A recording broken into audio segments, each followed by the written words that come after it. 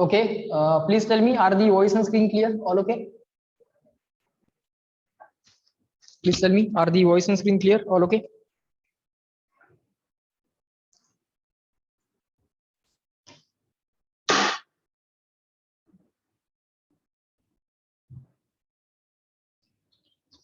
Yes, fine. Okay. So शेवटचे काही questions, शेवटचे काही पार्ट राहिला अल्टरनेटिंग करंटचा, तेवढा कंप्लीट करू आज, म्हणजे चॅप्टर पर ओव्हर होईल. ओके.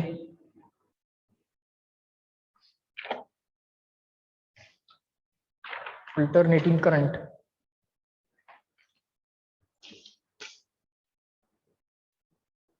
क्वेश्चन नंबर 19 केला होता आपण.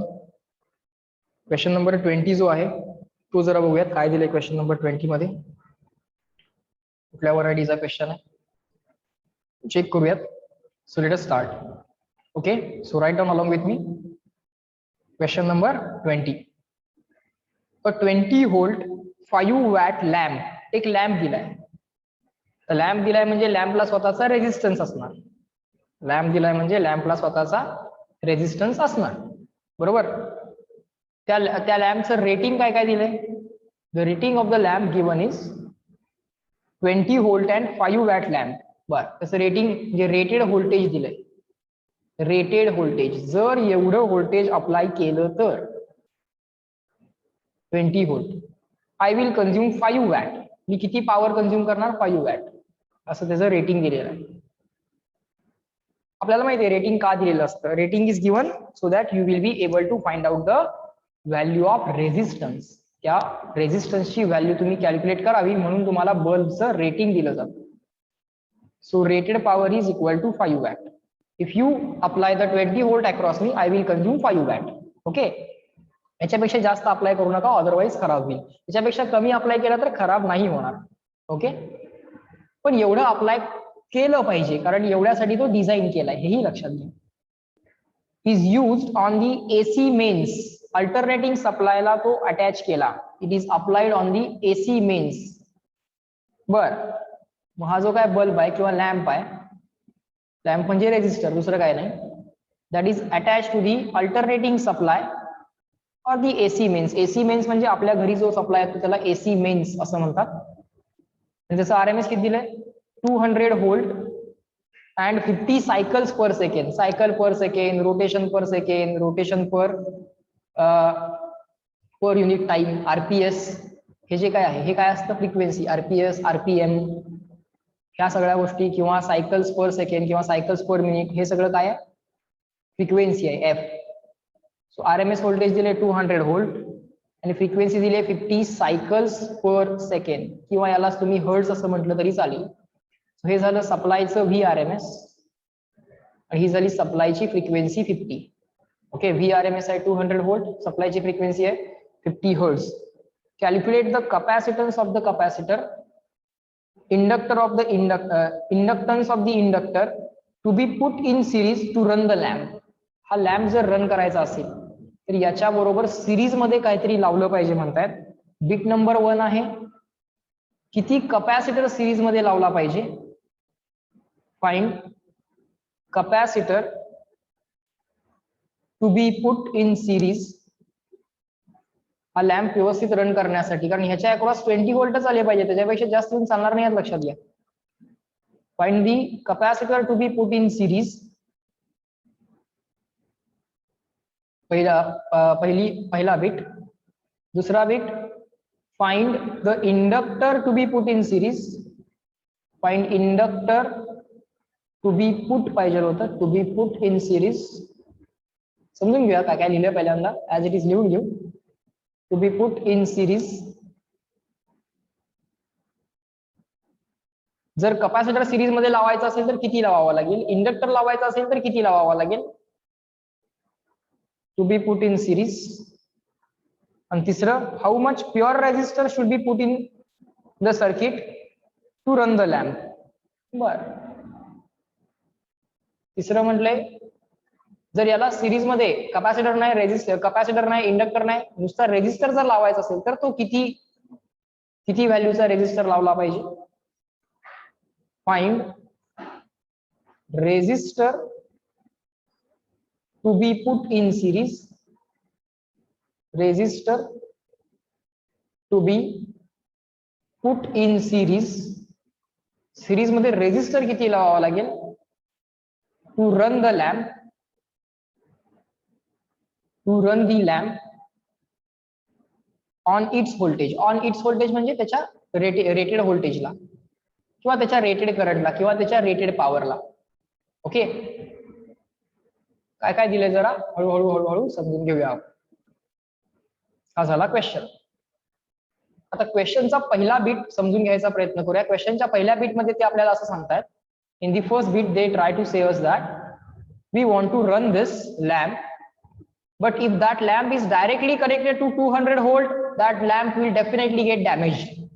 त्याच्या अक्रॉस 20 व्होल्ट लागतात. डायरेक्टली 200 व्होल्ट लावलं की ते डॅमेज होणार, म्हणजे आज तर चालणार नाही. मग काय केलं पाहिजे, तर पहिल्यांदा तर आपण काय करूयात, हा लॅम्प म्हणजे काय आहे, एक रेजिस्टर आहे त्याच्या अक्रॉस 20 व्होल्ट आले पाहिजेत हे आम्हाला कळतंय.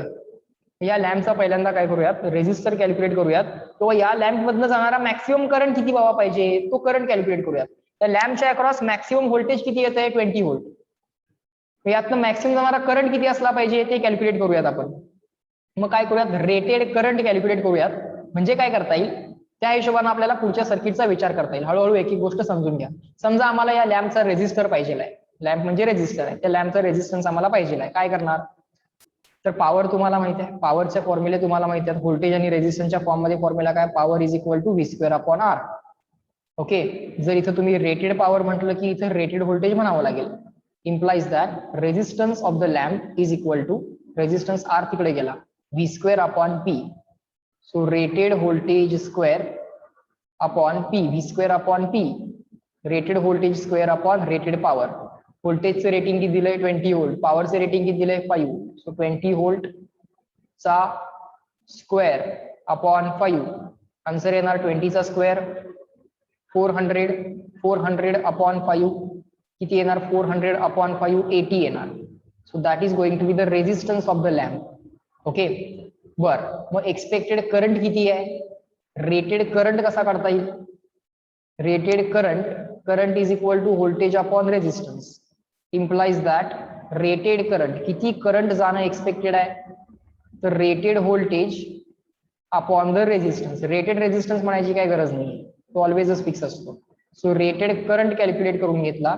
रेटेड करंट आला rated voltage upon resistance. Rated voltage किती आहे सर, 20 व्होल्ट, बरोबर. त्यानंतर रेजिस्टन्स किती आलाय 80. सो 20 अपॉन 80 म्हणजे 1/4. Okay, 1/4 ampere. 0.25 करत बसू नका, 1/4 एम्पियर एवढा आला.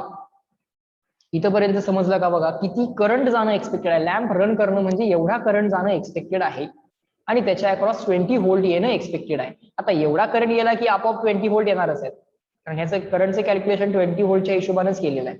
Up to this reply me in the chat box CW. Lamp run करण्यासाठी किती करंट जाणं एक्सपेक्टेड आहे ते मी कॅल्क्युलेट केलं. एवढं तुमचं लिहून झालं की सांगा, मग पुढचा विचार करू. क्वेश्चन पण अजून समजून घेऊ, कारण त्यांनी काय म्हटले हे अजून जरा क्लिअर करायचं आहे मला. This reply me CW. To run the lamp, आपण नक्की किती लॅम्प मधनं करंट पाठवला पाहिजे हे तर पहिल्यांदा आपल्याला कळू दे. कळलं सर, लॅम्प मधनं एवढा करंट गेला पाहिजे 1/4 एम्पियरचा, मग त्यावेळी आपाप लॅम्पच्या अक्रॉस 20 व्होल्टचं व्होल्टेज येईल. आता 200 व्होल्ट लावून ठेवले, लॅम्प तर खराब होणार, हे तर चालणार नाही. मग पहिल्या केसमध्ये म्हणतात की या लॅम्पला म्हणजे या रेजिस्टरला सिरीज मध्ये एक कॅपॅसिटर लावा आणि करंट मॅनेज करा 1/4 एम्पियर, मग लॅम्प व्यवस्थित रन होतो. मग दुसऱ्या केसमध्ये म्हणतात या लॅम्प बरोबर इंडक्टर सिरीज मध्ये लावा आणि करंट मॅनेज करा 1/4 एम्पियर, मग लॅम्प व्यवस्थित रन होतो.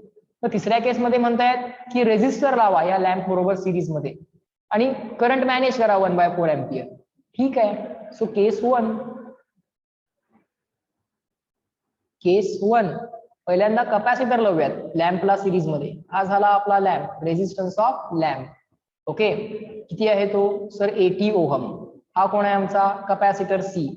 ओके, हा AC सप्लायनं दिलेला RMS करंट किती पाहिजे जो या रेजिस्टन्स मधनं जाईल, सर 1/4 एम्पियर पाहिजे बघा. रेझिस्टन्स मधला करंट जो काय आहे तो इथला आरएमएस न रिप्लेस करू शकता तुम्ही. सप्लाय न दिलेला आरएमएस करंट म्हणजेच रेझिस्टन्स मधनं किती करंट जायला पाहिजे टू रन द लॅम्प त्याची व्हॅल्यू. ओके, तोच करंट या कॅपॅसिटर मधनं पण जाणार आहे. सरळ सरळ तुम्हाला त्याची व्हॅल्यू माहितच आहे ना ऑलरेडी. मग मी असं म्हणू शकतोय का सप्लायचा व्होल्टेज किती आहे 200 व्होल्ट, सप्लायची फ्रिक्वेन्सी किती आहे 50 हर्ट्ज किंवा 50 सायकल्स पर सेकंड. या सगळ्या गोष्टी जर आम्हाला माहित असतील तर मी सिंपल असं म्हणू का, चेक करा, सप्लायच्या व्होल्टेजला आपण VRMS म्हणू. मला या रेझिस्टन्सला किती करंट मला या लॅम्प मधून किती करंट पाठवायचा आहे सर 1/4 एम्पियर. सो सप्लायनं दिलेला करंट सर 1/4 एम्पियर पाहिजे आरएमएस व्हॅल्यू मध्ये. ठीक आहे, लिहा तिथं IRMS, सप्लायनं दिलेला आरएमएस करंट म्हणजे सप्लायचं आरएमएस व्होल्टेज डिवाइडेड बाय सप्लायला झालेलं अपोजिशन. सप्लायचं आरएमएस व्होल्टेज आहे 200 व्होल्ट आणि सप्लायला झालेलं अपोजिशन जे असणार ते काय असणार सर, हा कॅपॅसिटर आणि रेझिस्टर सिरीज मध्ये म्हणजे XC आणि R, XL अब्सेंट आहे, जो अब्सेंट आहे तो लिहायचा नाही, शिकवलंय, जो अब्सेंट आहे तो लिहायचा नाही. मग XL अब्सेंट आहे, XC तर प्रेझेंट आहे, सो √R². आता L मुद्दाम म्हणतोय कारण तो लॅम्प आहे ना. RL म्हणजे काय रेझिस्टन्स ऑफ लॅम्प. लिहितो RL means resistance of lamp. R² plus XL minus XC bracket square, बरोबर ना. R² plus XL minus XC bracket square, लॅम्पच्या रेझिस्टन्सचा square plus XL minus XC bracket square. Sir XL तर नाही आहे मग minus XC चा bracket square. Sir minus XC करा नाही तर प्लस XC करा, आन्सर तर पॉझिटिव्हच येणार आहे. ओके, लॅम्पचा रेझिस्टन्स तुम्हाला ऑलरेडी माहित आहे. XC कॅल्क्युलेट करूयात. XC मिळाला की C मिळतो. C कसा काढतात, XC मिळाला तर C काढता येतो. पहिल्यांदा XC कॅल्क्युलेट करूयात. आरएमएस करंट किती आहे सर 1/4 आहे, so 200 divided by root of या लॅम्पचा रेझिस्टन्स 80 चा स्क्वेअर प्लस XC चा स्क्वेअर. आपल्याला C विचारलाय किती कॅपॅसिटर लावावा लागेल सिरीज मध्ये. मग C काढण्यासाठी XC काढावा लागतो, हे तुम्हाला ऑलरेडी शिकवलेलं आहे. कॅपॅसिटर काढण्यासाठी पहिल्यांदा XC काढा, बरोबर. मग आता पुढे काय करणार मी, दोन्ही बाजूला काय करूयात स्क्वेअर करूयात किंवा हे पलीकडे घेऊ हे इकडे घेऊ. हे स्क्वेअर रूट तिकडे घ्या, √80² plus XC² is equal to, हा राईटला गेला 4 × 200, दोन्ही बाजूला स्क्वेअर करा. 80² plus XC² is equal to 4 × 200 चा ब्रॅकेट स्क्वेअर. राईट साइडला पण स्क्वेअर करावा लागेल. सो XC² किती यायला लागलाय 4 × 200 चा ब्रॅकेट स्क्वेअर. ओके, 4 × 200 चा ब्रॅकेट स्क्वेअर यायला लागलाय ऍज इट इज, किंवा 800 चा स्क्वेअर करून टाका ना. 4 × 2 म्हणजे काय 800, 800 चा स्क्वेअर, 800 चा स्क्वेअर आणि हा 80² राईटला गेला -80². यातून आपल्याला XC कळेल, पण आपल्याला पाहिजे आहे C. मग XC ला काय लिहिणार आहे आपण 1/ωc. ओके, या 1/ωc चा bracket square is equal to 800² minus 80². या ओमेगाला लिहावं लागणार आपल्याला 2πf. F ची व्हॅल्यू आपल्याकडे ऑलरेडी आहे, F ची व्हॅल्यू आपल्याकडे ऑलरेडी आहे. 800² मायनस हा 80². बर, हा ओमेगा झालाय 2πf. C as it is, याचा ब्रॅकेट स्क्वेअर. आपल्याला पाहिजे आहे C, मग इकडे रेसिप्रोकल घ्यावा लागेल.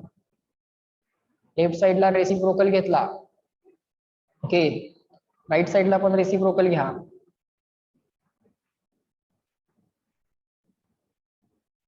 बरोबर, हा C² आणि 2πf. बरं, 2πf ची व्हॅल्यू किती येणार आहे, किंवा 2πf खाली इकडे डिवाइड करायला पाठवा. C² ऍज इट इज ठेवा. 2² π² f² डिवाइड करायला जाईल. 2² π² f² म्हणजेच 2πf ब्रॅकेट स्क्वेअर डिवाइड करायला जाईल. आणि हा डिनॉमिनेटर मध्ये ऍज इट इज 800² मायनस 80² आहेच, बरोबर. या बाजूला स्क्वेअर रूट घ्या, या बाजूला स्क्वेअर रूट घ्या. कळतंय मला, कॅल्क्युलेशन लेंदी होणार आहे, ट्रिकी होणार आहे. ह्या टाईपचे क्वेश्चन्स हे त्यावेळी सॉल्व्ह करायचे नसतात, हेही लक्षात घ्या. इथं कॅल्क्युलेशन असं दिसतंय, ट्रिकी होताना दिसतंय, त्यावेळी तो क्वेश्चन टाइमपास करत बसण्यामध्ये काय पॉईंट नाही आहे, हेही लक्षात घ्या. आता येते का लक्षात? आता एफ ची व्हॅल्यू तुमच्याकडे आहे 50 आहे. Just put that value 50 and get the answer. Are you getting it? Up to this reply in the chat box clear and written. काय राहिलेलं नाही या क्वेश्चन मध्ये. आता फक्त सी ची व्हॅल्यू काढायची. 1/4 एवढा करंट गेला पाहिजे, त्या हिशोबानं एक्सी आणि आर चा effective impedance Z √r² + xc², त्यातनं एक्सी काढला. एक्सी ला रिप्लेस केलं 1/ωc, रेसिप्रोकल घेऊन परत सी पर्यंत पोहोचलो अल्टिमेटली. चेक करा, समजलंय का? पहिला c² काढला, मग दोन्ही बाजूला स्क्वेअर रूट घेतलं, आणि एफ ची व्हॅल्यू तुम्हाला माहित आहे, याच्या पुढे सॉल्व्ह होत आहे. Put the value of F and get the answer of C. Up to this reply in the chat box clear and written. आपण हा क्वेश्चन आता सॉल्व्ह नाही करत बसणार, पण हा क्वेश्चन कसा सॉल्व्ह केला असता, जर कॅल्क्युलेशन इझी असतं तर कसा सॉल्व्ह केला असता तेही समजून घ्या. लेंदी टाईपचे कॅल्क्युलेशन्स मुद्दाम दिले जातात.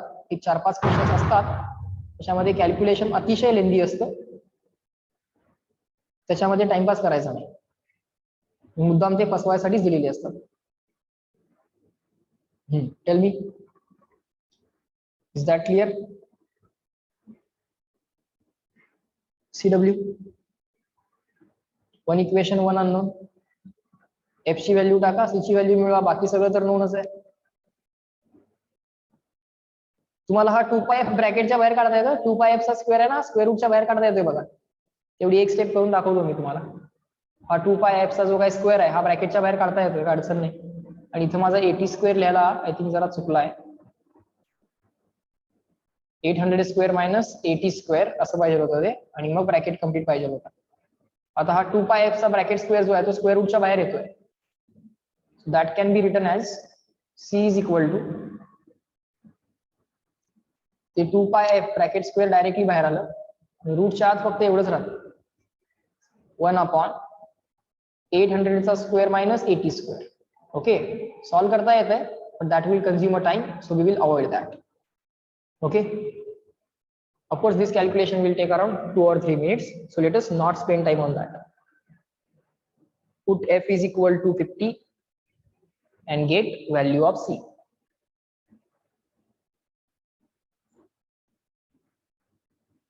Okay, 800² - 80², ते थोडंसं ट्रिकी होताना दिसतंय मला, पण सुटते का? पण जरा बघूयात आपण.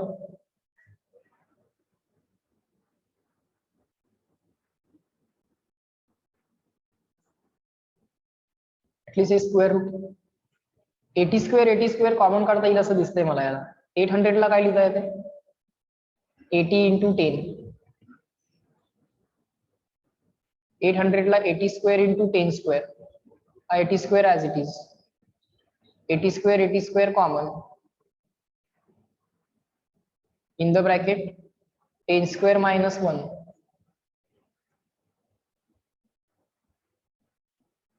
पण ही व्हॅल्यू ट्रिमेंडसली ह्यूज आहे. ही व्हॅल्यू कंपॅरेटिव्हली स्मॉल आहे compared with this value, so ते निग्लेक्टच होणार आहे सगळं सगळं. 80 चा स्क्वेअर रूट, 80² चा स्क्वेअर रूट 80, 10 चा स्क्वेअर रूट 100 - 1. 100 - 1 अप्रॉक्सिमेटली 100च आहे. आन्सर 800च येणार आहे. समजतंय का काय करतोय? ते अप्रॉक्सिमेटली 100च घ्यायला काय हरकत नाहीये. 99 आणि 100 असं होणार आहे. अप्रॉक्सिमेटली 100 करून स्क्वेअर रूट 10 किंवा 9.9 घेतलं तर चालेल फार फार तर. 99 म्हटलं की 99 स्क्वेअर रूट 9.99 वगैरे घेता येईल. Are you getting it? Manage होऊ शकेल. अप्रॉक्सिमेट करून 4 ऑप्शन मधलं सिलेक्ट करता येईल, नक्कीच करता येईल. समजतंय का? 1/π तुम्हाला ऑलरेडी माहित आहे, त्याचं काय काळजी करायची गरज नाही. 2 × f, 2 × f, f 50 असल्यामुळे 2 × f 100 होणार आहे. f 50 असल्यामुळे 2 × f 100 होणार आहे. 1/π ऑलरेडी तुम्हाला माहित आहे. समजतंय का? त्यामुळं हे कॅल्क्युलेशन होऊन जाईल, येईल ते कॅल्क्युलेशन करता. 1/π you already know. 2 × f is 100. या स्क्वेअर रूटची डिनॉमिनेटर मध्ये व्हॅल्यू अप्रॉक्सिमेटली 800च घेणार आहे. So nearest answer you will be able to select it out. Okay, समजतंय का? Are you कन्विन्स्ड?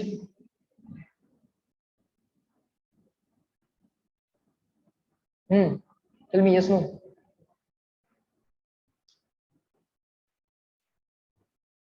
झालंय का? लिहून झालं इथपर्यंत? या डिनॉमिनेटरची व्हॅल्यू काढली आहे मी इथं, अप्रॉक्सिमेटली 800च येणार आहेत. झालं? चला पुढे. केस नंबर 2. केस नंबर 2 मध्ये म्हणतात की किती इंडक्टर सिरीज मध्ये लावावा. Find the inductor to be put in the series to run the lamp. ठीक आहे, लॅम्प रन करायला आम्हाला माहिती आहे करंट किती गेला पाहिजे, 1/4 ampere. Run the lamp at its rating, you have to pass a current of 1/4 ampere. Okay, in that case what you are going to do?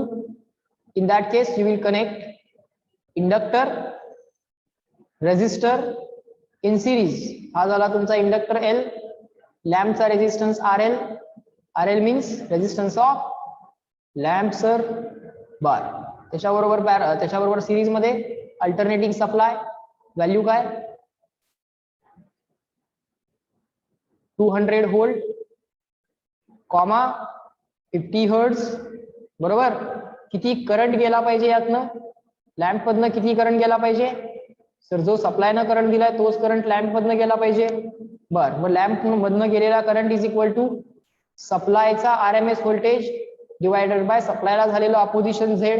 सप्लायचा RMS voltage 200 divided by सप्लायला झालेलं opposition. Resistor आणि inductor series मध्ये आहेत, जो absent आहे तो लिहायचा नाही. XC अब्सेंट आहे, XC लिहायचा नाही. √R² plus XL minus XC bracket square. Sir XC नाही आहे, मग XL ब्रॅकेट स्क्वेअर. बर, यातला तुम्हाला RL माहित आहे आणि IRMS पण माहित आहे. IRMS ची व्हॅल्यू किती यायला पाहिजे, हा बल्ब रन करण्यासाठी RMS value of the current यायला पाहिजे 1/4. So that will be equal to 200 divided by √ load resistance, sorry lamp resistance. Lamp resistance तुम्हाला ऑलरेडी माहित आहे किती आहे, 80 ओहम. ओहम लिहायची गरज नाही, कॅल्क्युलेशन करताना युनिट लिहायची गरज नसते. 80 चा स्क्वेअर प्लस XL चा स्क्वेअर. त्याच्यावरनं काय करणार आहे तुम्ही, XL कॅल्क्युलेट करणार. बरोबर का? या इक्वेशन वरनं काय करणार, find XL.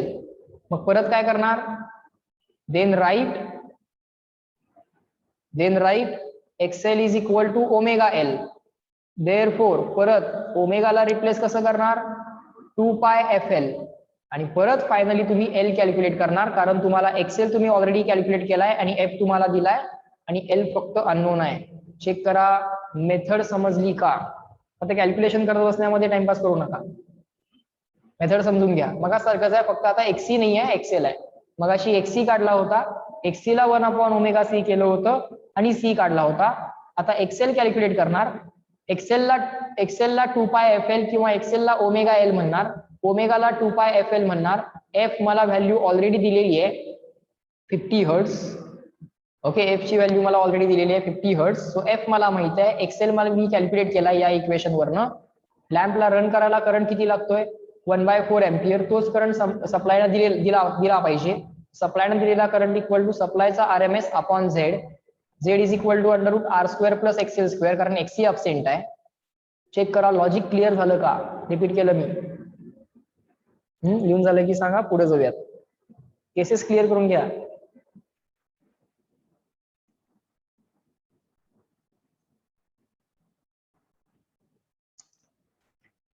Once you are done, just reply me in the chat box.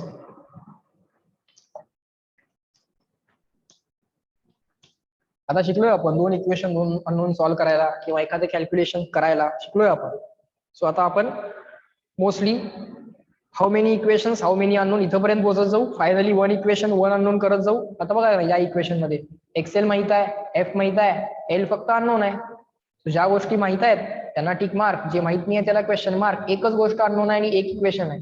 1 equation 1 unknown, that we can very easily solve. याच्यावरनं तुम्ही, याच्यामध्ये पण एकटा XLच अननोन आहे, याच्यावरनं तुम्ही XL फाइंड आउट कराल. Once you find out the XL, you can replace that as omega L. Omega can be replaced as 2πf. So F can be replaced by 50. So ultimately you will be able to find out the value of L. किती inductor series मध्ये लावावा लागेल तेही आम्हाला लक्षात येईल. बरोबर. आता बिट नंबर 3 किंवा केस नंबर 3. केस नंबर 3 मध्ये म्हणतात त्याच लॅम्प बरोबर किती रेझिस्टन्स सिरीज मध्ये लावावा. जो सिरीज मध्ये लावलेला रेझिस्टन्स त्यांनी स्मॉल आर लेटरने दाखवला, तर आपण पण स्मॉल आर लेटरने दाखवू. हा आपला लॅम्प आर एल म्हणजे लॅम्पचा रेझिस्टन्स तो किती दिलाय 80 ओहम एसी सोर्स. आता या स्मॉल आर ची व्हॅल्यू काढायची. इंडक्टर मगाशी काढला, त्याच्या आधी कॅपॅसिटर काढला, आता रेझिस्टर किती सिरीज मध्ये लावावा ते काढायचंय. काय काय करावं लागेल फॉर दॅट? हा 200 व्होल्ट कॉमा 50 हर्ट्झचा सप्लाय बरोबर. आणि आता आपल्याला माहित आहे सप्लायनं दिलेला आरएमएस करंट जो असणार आहे तोच करंट या रेझिस्टन्स मधनं, तोच करंट या रेझिस्टन्स मधनं जाणार आहे बरोबर. सो सप्लायनं दिलेला RMS current is equal to सप्लायचं व्होल्टेज अपॉन झेड. सर आता झेड म्हणायचं काय कारणच नाही, आरच आहेत नुसते. ठीक आहे, मग इफेक्टिव्ह रेझिस्टन्स किती येणार? रेझिस्टन्स असतील तर आर प्लस आरच करा. Effective resistance of the branch XL नाही आहे, एक्सी नाही आहे, आर इफेक्टिव्ह काढा. फक्त आर इफेक्टिव्ह किती येणार? आर इफेक्टिव्ह येणार आर प्लस आर एल बरोबर. आर एल ची व्हॅल्यू आणि आय आर एम एस ची व्हॅल्यू टाका. आय आर एम एस किती करंट एक्सपेक्टेड आहे? 1/4 is equal to 200 divide by series मध्ये जो रेझिस्टन्स लावायचा आहे तो प्लस तुमच्या लॅम्पचा रेझिस्टन्स जो आपण ऑलरेडी 80 ओहम काढलेला आहे. याच्यावरनं आर तुम्हाला काढता येईलच. क्रॉस मल्टिप्लिकेशन करा. हे कॅल्क्युलेशन सिंपल आहे, इथं पटकन करून टाकू आपण. So that must be equal to 720 ohm. Check करा लक्षात यायला लागलंय का? हळूहळू हळूहळू हेच क्वेश्चन्स सिंपल व्हायला चालू होतील आणि भरभर भरभर व्हायला चालू होतील. लॉजिक समजून घेत चला. एक बल्ब दिला होता, त्या बल्बचा पटकन रेझिस्टन्स काढून घेतला आणि बल्ब रन करण्यासाठी किती करंट गेला पाहिजे तो काढला आणि तो करंट सप्लायला दिला पाहिजे. मग तुम्ही इंडक्टर पॅरल मध्ये कनेक्ट करा नाहीतर कॅपॅसिटर पॅरल मध्ये कनेक्ट करा, तेवढा आरएमएस करंट सप्लायला दिला पाहिजे तर बल्ब प्रॉपरली रन होणार असा त्याचा अर्थ निघतो. समजलं का? बघा इथपर्यंत लिहून झालं की सांगा मला, so that we can move on to next question.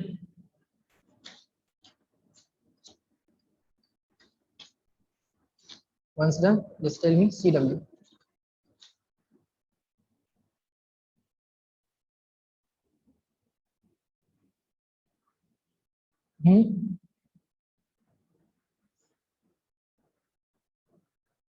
Done? जायचं पुढं? चलो नेक्स्ट.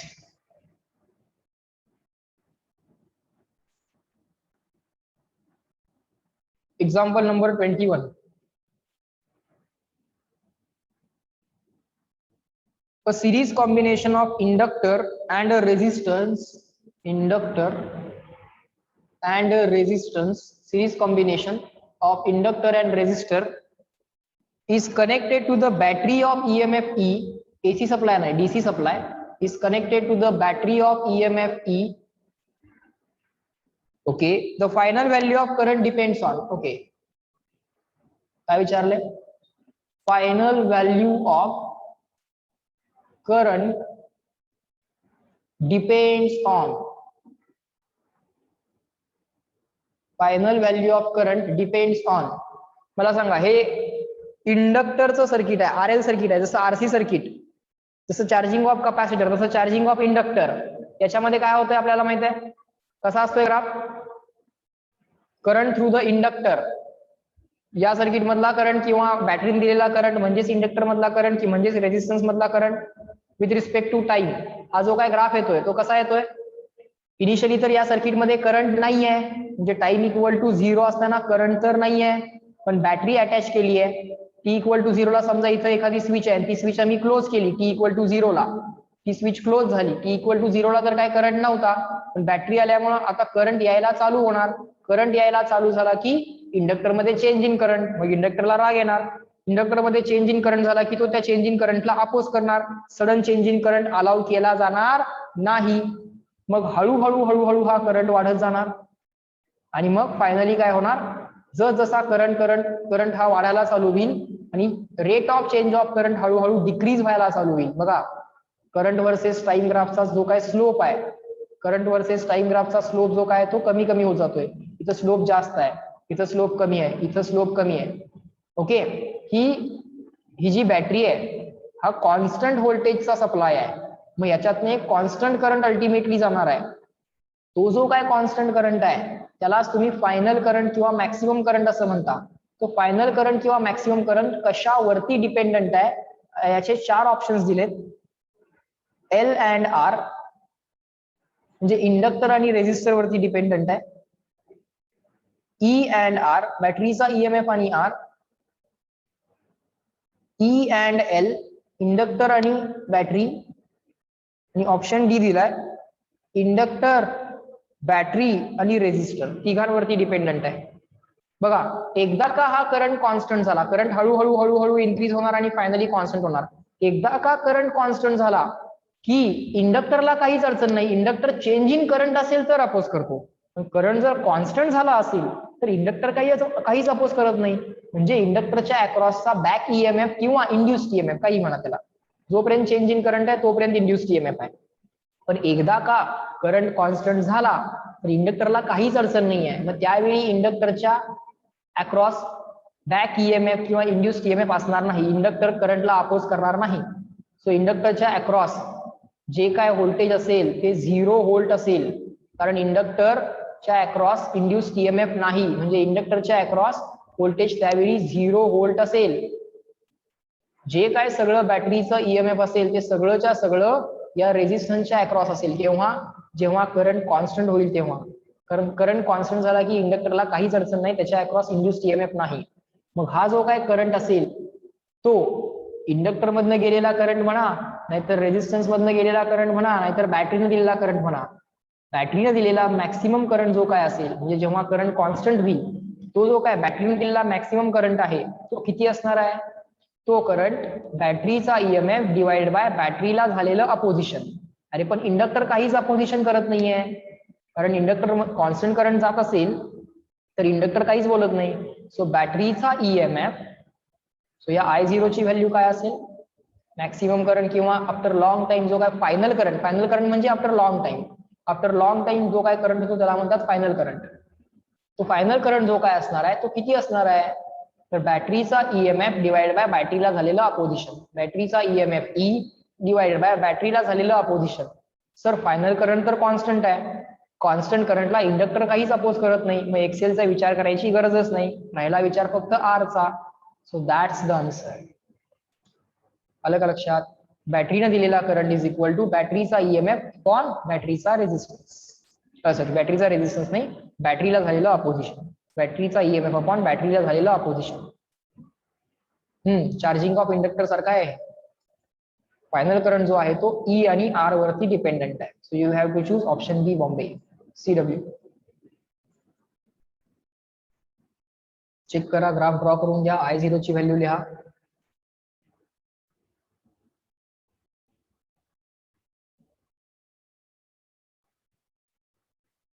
तोच फायनल करंट इंडक्टर मध्ये असेल, तोच रेझिस्टन्स मध्ये असेल, तोच बॅटरीने दिलेला असेल. Just reply me CW so that we can move to next point. Charging of inductor सारखं आहे ना, बघितलं की आपण charging of inductor, charging of capacitor, discharging of inductor, discharging of capacitor, तोही पॉइंट बघितलं.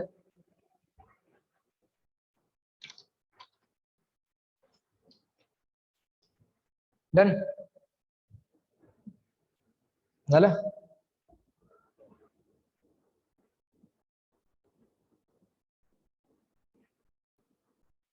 Reply me fast. Good. So option number B Bombay, E and R. चला next question. Question number 22. काय दिले बघा. The equation of the alternating current is, alternating करंटचं equation दिलंय 50 into √2 into sine. आता साइनचा coefficient म्हणजे काय असणार आहे? मॅक्सिमम व्हॅल्यू, पीक व्हॅल्यू I0 किंवा Imax 400 पाय इंटू टी एवढे एम्पियर, AMP किंवा एम्पियर. करंट दिलाय एम्पियर मध्येच येतील, बरोबर. लगेच कम्पेअर करू शकता तुम्ही या करंटला. कसं? I0 म्हणजे मॅक्सिमम व्हॅल्यू, साइन ऑफ टाइमचा कोइफिशियंट ओमेगा. काय कॉमन काढला असेल तर त्यांना आत मल्टिप्लाय करायचा, टाइमचा कम्प्लीट कोइफिशियंट मिळवायचा. So I equal to I0 sine omega t. पुढं then the frequency and the root mean square current are respectively. विचारले फ्रिक्वेन्सी आणि RMS value of current IRMS विचारलाय. फ्रिक्वेन्सी कॅल्क्युलेट करूयात. काय नाही, ओमेगा वरनं फ्रिक्वेन्सी लगेच कॅल्क्युलेट करता येते. किती सिंपल क्वेश्चन आहे बघा. ओमेगा किती आहे? 400 पाय. ओमेगाला काय लिहिता येईल? 2 pi f which is equal to 400 pi. बरोबर. पायला पाय कॅन्सल. f ची व्हॅल्यू किती आली? 400/2. आन्सर किती आलं? 200 हर्ट्ज. अगदी सिंपल होतं की नाही बघा. ओमेगा वरनं तुम्ही फ्रिक्वेन्सी काढू शकता. फ्रिक्वेन्सीची व्हॅल्यू आली 200 हर्ट्ज. आणि RMS करंट कॅल्क्युलेट करायचा आहे. आता RMS करंट पाठ झाला असेल तुम्हाला, मॅक्सिमम व्हॅल्यू माहित असेल तर RMS करंट कसा काढतात? IRMS is equal to Imax/√2. IRMS is equal to Imax/√2. Imax किती आहे? तर Imax आहे 50√2 अपॉन √2. √2 ला √2 कॅन्सल. आन्सर आलं 50. करंट आहे त्यामुळे युनिट काय पाहिजे? एम्पियर. चेक करा. हे फायनल आन्सर असलं पाहिजे, हे फायनल आन्सर असलं पाहिजे. बघा आता किती वेळ लागलाय क्वेश्चन सॉल्व्ह करायला. Literally within a minute you are able to solve the question just by checking what is given, what is asked. Tell me. झालं का सांगा.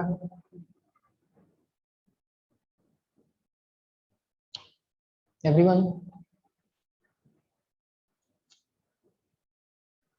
Everyone good.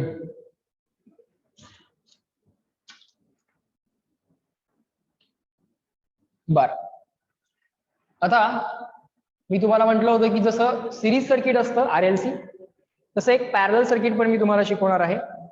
चला पॅरलल LC सर्किटचा स्टडी करूयात. त्यांनी दिलं नाहीये पण आपण स्टडी करूयात. लिहा. The parallel LC circuit. The parallel LC resonant circuit असं नाव द्या. याच्यामध्ये पण रेझोनन्स ऑब्टेन करणं पॉसिबल आहे. The parallel LC resonant circuit असं हेडिंग द्या. ओके. एक कॅपॅसिटर ड्रॉ करा, एक इंडक्टर ड्रॉ करा. कॅपॅसिटरची व्हॅल्यू C, इंडक्टन्सची व्हॅल्यू L. हे दोघे एकमेकांना पॅरलल आहेत आणि याला एक अल्टरनेटिंग सप्लाय जॉईन करा. and join an alternating supply to them. Okay. Instantaneous EMF E असेल. जो instantaneous EMF सप्लायचा असेल तोच कॅपॅसिटरच्या अक्रॉस असेल, तोच इंडक्टरच्या अक्रॉस असेल. instantaneous EMF काय असेल? सेम असेल, लक्षात घ्या. ओके. बर. इथपर्यंत कळालं का बघा. लिहू आपण. सप्लायचा इन्स्टंटेनियस EMF म्हणजेच कॅपॅसिटरच्या अक्रॉस म्हणजेच इंडक्टरच्या अक्रॉस, कारण पॅरलल मध्ये EMF सेम. पॅरलल मध्ये EMF सेम. ओके. आता कॅपॅसिटर मधनं गेलेला इन्स्टंटेनियस करंट IC, इंडक्टर मधून गेलेला इन्स्टंटेनियस करंट IL, सप्लायनं दिलेला इन्स्टंटेनियस करंट I. पण नीट लक्ष द्या, नीट लक्ष द्या. जर RLC सर्किट असतं, सिरीज वाला सर्किट असतं, तर करंट तिन्हीमध्ये सेमच घेतला असता आणि व्होल्टेजची बेरीज केली असती का? व्होल्टेजची बेरीज नाही केली आपण. व्होल्टेजची बेरीज नाही करू शकलो कारण ते व्होल्टेजेस जे आहेत ते फेजर्स आहेत. तुम्ही ऍडिशन करू शकत नाही. हा, जे सेम आहे ते चालतंय. सिरीज मध्ये करंट सेम आहे, मग ते DC सर्किट असू दे नाहीतर AC सर्किट असू दे, सिरीज मध्ये करंट सेम, पॅरलल मध्ये व्होल्टेज सेम. सिरीज मध्ये व्होल्टेजची बेरीज करू शकला का तुम्ही? नाही, कारण तिथं बॅटरी वगैरे अटॅच नाही केली. तुम्ही लक्षात घ्या. ओके. इथं काय तुम्ही बॅटरी वगैरे अटॅच नाही केली. इथं अल्टरनेटिंग सोर्स जर असेल तर तुम्ही व्होल्टेजची डायरेक्टली बेरीज करू शकत नाही सिरीज मध्ये. तसंच पॅरलल मध्ये करंटची डायरेक्ट बेरीज करू शकत नाही. Supply current equal to IC plus IL असं डायरेक्टली लिहिता येत नाही. ओके. कारण ती फेजर डायग्राम असते आणि त्या फेजर डायग्राम वरनं सगळं ठरवायचं असतं. ओके. सिरीज RLC ची फेजर डायग्राम काढली होती आणि मग total EMF of the supply E आपण प्रूव्ह केला होता की तो अंडर रूट काय आला होता? Total EMF of the supply under root ER square plus EL minus EC bracket square असा तो आला होता. डायरेक्टली ऍडिशन पॉसिबल नव्हती. ओके. सो आता या एलसी पॅरलल सर्किट मध्ये आपल्याला फेजर डायग्राम ड्रॉ करावी लागणार आहे आणि मग पुढचा विचार करावा लागणार आहे. जसं इथं व्होल्टेज डायरेक्टली ऍड होऊ नाही शकले तसं total current given by the supply equal to IC plus IL नाही लिहू शकत. हे अल्टरनेटिंग ईएमएफ आहे, तर अल्टरनेटिंग सप्लाय आहे. सो डायरेक्टली बेरीज तशी करून चालत नाही, फेजर डायग्राम ड्रॉ करावी लागते. ओके, सो हे सगळ्यात पहिल्यांदा अंडरस्टँड करून घ्या. बर, आता पुढचा विचार असा आहे, सर फेजर डायग्राम ड्रॉ करायचे कसं करूयात? सर सिरीजची फेजर डायग्राम ड्रॉ करताना करंटला ऍज अ रेफरन्स घेतलं होतं, कारण करंट तिन्ही मध्ये सेम होता. आर एलसी सिरीज मध्ये करंट सेम होता. मग या एलसी पॅरल मध्ये ईएमएफ सेम आहे. जो सप्लायच्या अक्रॉस ईएमएफ आहे तोच ईएमएफ इंडक्टरच्या अक्रॉस आहे, कारण हा पॉइंट म्हणजेच हा पॉइंट, हा पॉइंट म्हणजेच हा पॉइंट, हे दोन्ही पॉइंट सेमच आहेत, हे दोन्ही पॉइंट सेमच आहेत. तो सप्लायच्या अक्रॉस जो इन्स्टंटेनियस ईएमएफ आहे तोच इंडक्टरच्या अक्रॉस आहे, तोच कॅपॅसिटरच्या अक्रॉस आहे. मग त्या केसमध्ये काय करावं लागेल? त्या केसमध्ये आम्हाला सिम्पली बघा, जो सेम आहे त्याला ऍज अ रेफरन्स म्हणून ड्रॉ करा. एक फेजर ड्रॉ करूयात, एक फेजर रोटेटिंग वेक्टर, तो आता अलॉंग पॉझिटिव्ह एक्स ड्रॉ केला. हाच सप्लायचा ईएमएफ, हाच इंडक्टरचा ईएमएफ, हाच कॅपॅसिटरचा ईएमएफ. ओके, जसं सिरीज मध्ये करंट सेम होता तसं पॅरल मध्ये ईएमएफ सेम. हे पहिल्यांदा ड्रॉ करून घ्यायचं. याच्या पुढं इंडक्टर मधला करंट हा इथं मला काय द्यायला पाहिजे होतं? EL, आणि हा माझा EC. हा इंडक्टर मधला करंट IL जो असतो तो इंडक्टर मधल्या ईएमएफ ला लॅग करतो. सो इंडक्टरच्या ईएमएफ ला इंडक्टरचा करंट असला पाहिजे लॅगिंग. सो हा झाला तुमचा IL. इंडक्टरच्या ईएमएफ ला इंडक्टरचा करंट 90 डिग्रीनं लॅगिंग आला, बरोबर. आणि कपॅसिटर मधला करंट कपॅसिटरच्या ईएमएफ ला, कपॅसिटर मधला करंट कपॅसिटरच्या ईएमएफ ला लिडिंग असतो. कपॅसिटरचा करंट हा कपॅसिटरच्या ईएमएफ ला लिडिंग असतो. सो या EC ला हा IC 90 न लिडिंग आला. ओके, आणि कुठला करंट आहे का आता? नाही. टोटल करंट तर आपोआप यांचं कॉम्बिनेशन मिळून तुम्हाला मिळून जाईल.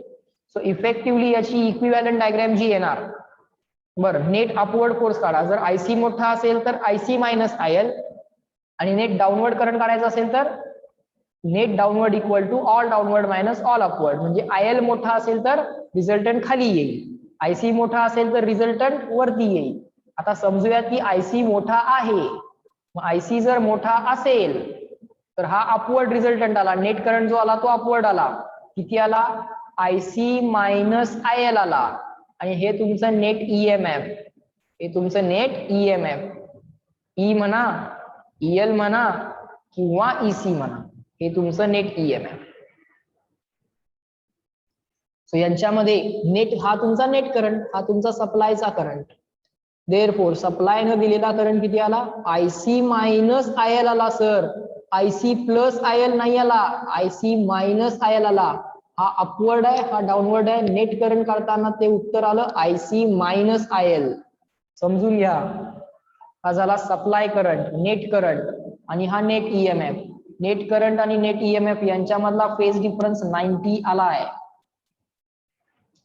Up to this reply in the chat box clear and written. हे फेजर डायग्रामला पहिल्यांदा समजून घ्या. हे समजलं का मला सांगा, मग पुढे जाऊ आपण. बोला.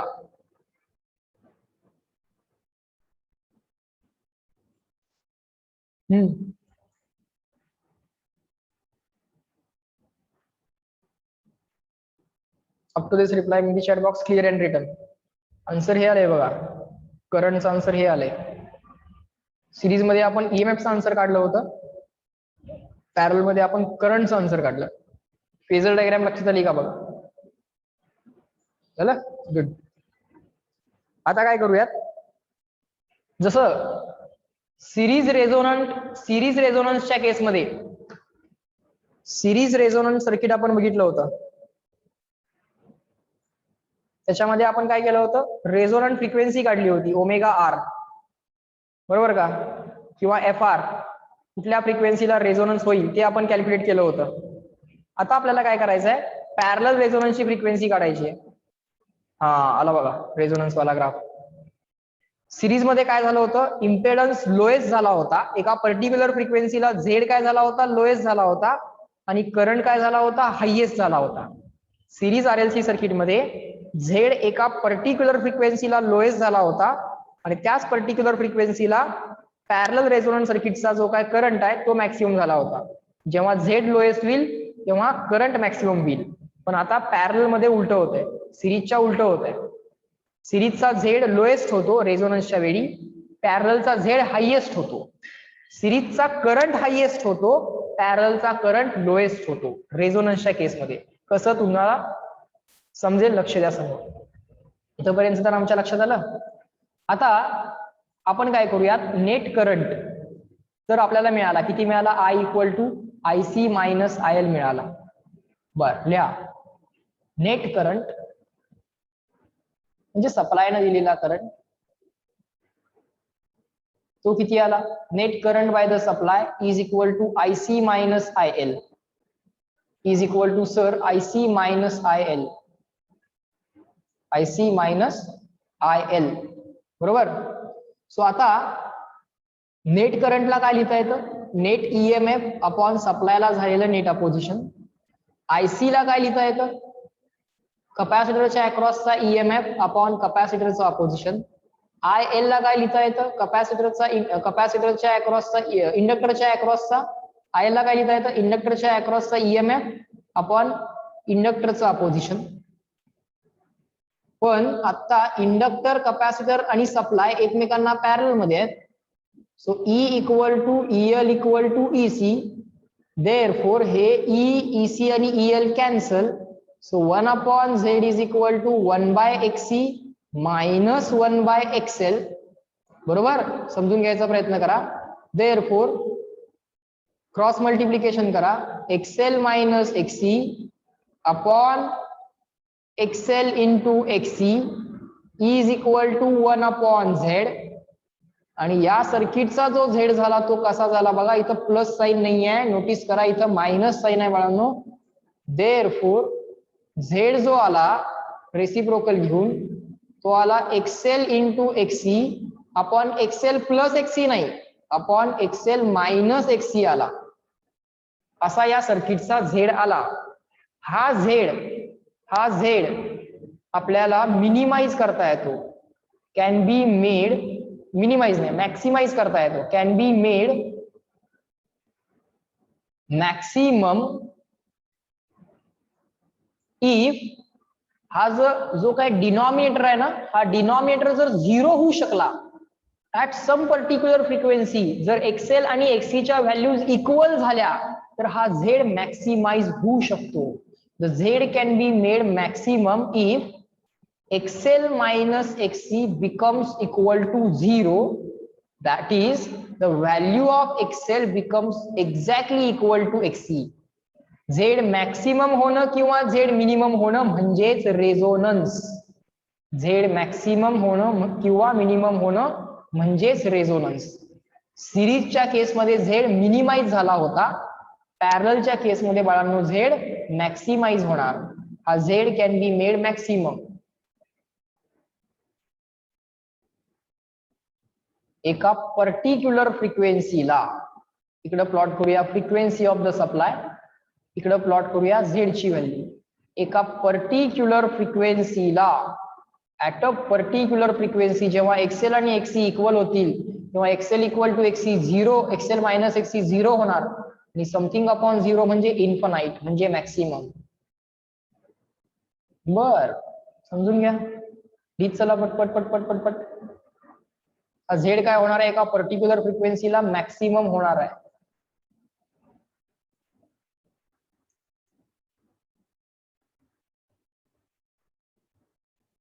हा ग्राफ झाला झेडचा. Z काय झाला, मॅक्सिमम झाला. पण सर XL आणि XC जर इक्वल झाले आणि XL मायनस XC जर आन्सर 0 येत असेल तर Z आयडियली इन्फानाइट यायला पाहिजे.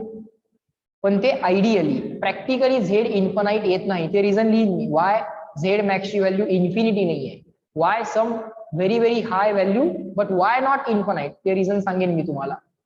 पण इथपर्यंत मला सांगा की तुम्हाला Z मॅक्सिमम होईल हे कळालं का? आणि जेव्हा झेड मॅक्सिमम होईल तेव्हा करंट मिनिमम असेल, जेव्हा झेड मिनिमम असेल तेव्हा करंट मॅक्सिमम असेल. दोन उलटे सुलटे ग्राफ तुम्हाला मिळणार करंट आणि झेडचा. हा सर्किट मधला करंट, सप्लायने दिलेला करंट आणि हे सप्लायला झालेलं अपोजिशन. चेक करा up to this. CW same आहे, सिरीज रेझोनन्स सारखंच आहे, फक्त ग्राफ उलटे येतील झेड आणि आय चे.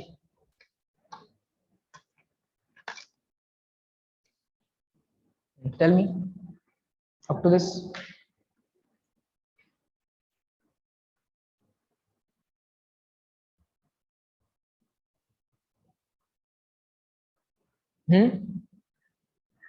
बोला.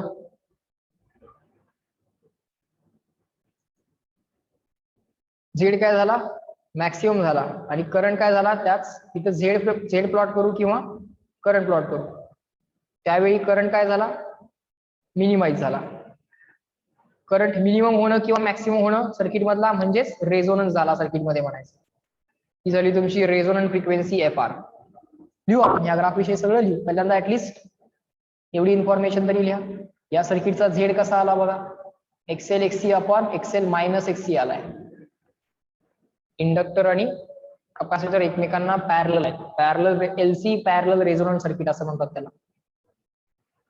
या फ्रिक्वेन्सीचा करंट लोएस्ट आहे, रेझोनंट फ्रिक्वेन्सीचा करंट लोएस्ट आहे, मग त्याला ऍक्सेप्टर सर्किट म्हणूया की रिजेक्टर सर्किट. सिरीज रेझोनन्स मध्ये रेझोनन्सच्या वेळी करंट मॅक्सिमम आला होता, पण पॅरलल LC सर्किट मध्ये, पॅरलल रेझोनन्स सर्किट मध्ये रेझोनन्सच्या वेळी करंट मिनिमम आलाय. रेझोनन्सच्या वेळी करंट मिनिमम आलाय, मग त्याला ऍक्सेप्टर सर्किट म्हणूया की रिजेक्टर सर्किट म्हणूया. नॅचरली तुम्ही त्याला नाव इझिली सिलेक्ट करू शकता. It will be called as ejector circuit, कारण त्या फ्रिक्वेन्सीचा करंट रिजेक्ट होतोय. रेझोनंट फ्रिक्वेन्सीचा करंट रिजेक्ट होतोय, अगदी लो व्हॅल्यूज आहेत. बाकीचे करंट सर्किट मध्ये ऍक्सेप्ट होत आहेत. येतंय का लक्षात? बाकीचे करंट सर्किट मध्ये ऍक्सेप्ट होत आहेत. रेझोनंट फ्रिक्वेन्सीचा करंट लो व्हॅल्यू असल्यामुळे रिजेक्ट झाला, किंवा रेझोनंट फ्रिक्वेन्सीच्या करंटला हाय अपोजिशन आहे म्हणजे तो रिजेक्ट झाला असंही म्हणता येतं. ओके, सो पुढे लिहा. ऍट रेझोनन्स किंवा at resonant frequency, at resonant frequency Z becomes maximum. सर्किटचं जे काय अपोजिशन आहे की त्या रेझोनंट फ्रिक्वेन्सीच्या करंटला मॅक्सिमम असतं. Z becomes maximum and the current of resonant frequency त्या फ्रिक्वेन्सीचा करंट हा लो असतो किंवा मिनिमम होतो. is minimum. So the LC parallel resonant circuit, series resonant circuit म्हणजे RLC series, series resonant circuit म्हणजे RLC सिरीज. तसं पॅरलल रेझोनंट सर्किट म्हणजे LC पॅरलल, R नाही आहे त्याच्यात, नुसतंच LC parallel. So the LC parallel resonant circuit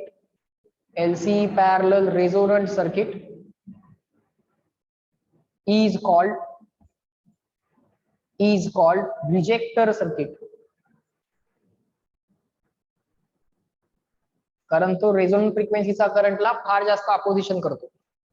series circuit जे आहे ते ऍक्सेप्टर सर्किट आहे, पॅरलल सर्किट जे आहे ते रिजेक्टर सर्किट आहे. समजून घ्या नीट, एक ऍक्सेप्टर सर्किट आहे, एक रिजेक्टर सर्किट आहे.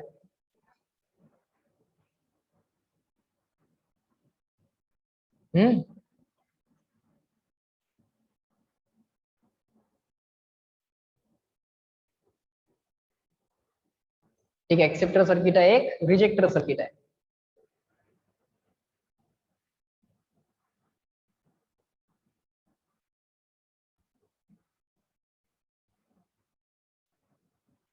चेक करा इथपर्यंत लक्षात आलं का?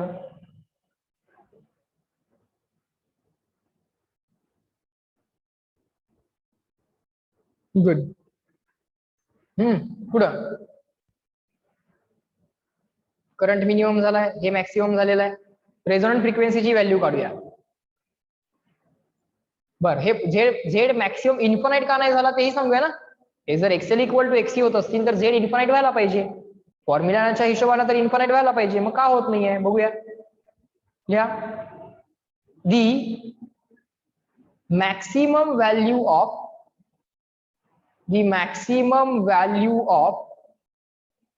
z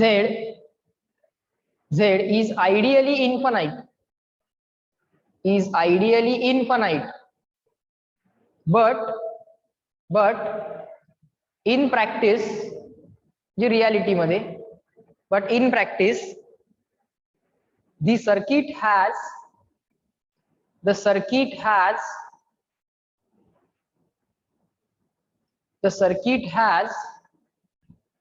some resistance also. म्हणजे नुसतं इंडक्टर आणि कॅपॅसिटर आहे तुमच्याकडे असं नाही होऊ शकत. इंडक्टर काय सुपर कंडक्टरचा बनलेला नाहीये. इंडक्टर एक कंडक्टरचा बनलाय, सुपर कंडक्टरचा नाही बनला. मग त्याला काहीतरी रेजिस्टर असणार आहे. So in practice the circuit has some resistance also, कारण इंडक्टर आणि कॅपॅसिटर हे काय प्युअर इंडक्टर आणि प्युअर कॅपॅसिटर असू शकत नाहीत. Also because the connecting wires चा पण विचार करा. Because the connecting wires, capacitor, inductor are not pure or ideal. ही लोक आयडियल नसतात ना. आयडियल इंडक्टर तुम्हाला कधीच मिळत नाही. इंडक्टर म्हणजे कॉईल आहे, स्प्रिंग म्हणजेच इंडक्टर. त्या स्प्रिंगचा रेजिस्टन्स काहीतरी असणारच आहे ना. कॅपॅसिटर पण आयडियल कॅपॅसिटर तुम्हाला मिळत नाही. काही ना काहीतरी कॅपॅसिटरच्या मध्ये इथं काय पाहिजे, आयडियल डायइलेक्ट्रिक पाहिजे. यातनं चार्ज फ्लो होणं इम्पॉसिबल असलं पाहिजे. या प्लेटवरचा पॉझिटिव्ह चार्ज, या प्लेटवरचा निगेटिव्ह चार्ज यातनं लीक नाही व्हायला पाहिजे. इथं कंडक्शन नाही व्हायला पाहिजे. हा डायइलेक्ट्रिक आहे. पण इन रियालिटी थोडा चार्ज लीक होत असतो. त्यामुळे कॅपॅसिटरला तुम्ही आयडियल कॅपॅसिटर घेऊ नाही शकत. इंडक्टरला तुम्ही आयडियल इंडक्टर घेऊ नाही शकत. कनेक्टिंग वायर्स काय सुपर कंडक्टरच्या बनलेल्या नाही आहेत. सो प्रॅक्टिकल एक लिमिटेशन आहे. म्हणून झेडची जी काय व्हॅल्यू आहे ती इन्फानाइट नाही झाली, फायनाइट झाली. आणि म्हणून झेड इन्फानाइट झाला असता तर करंट झिरोला टच झाला असता. झेड इन्फानाइट झाला असता तर करंट झिरोला टच झाला असता. झेड इन्फानाइट नाही झाला म्हणून करंट पण झिरोला टच नाही झाला. काहीतरी फायनाइट मिनिमम व्हॅल्यू आली. चेक करा. समजलं का? Just reply me CW. हे कारण कळालं का बाळांनो? बोला पटपट.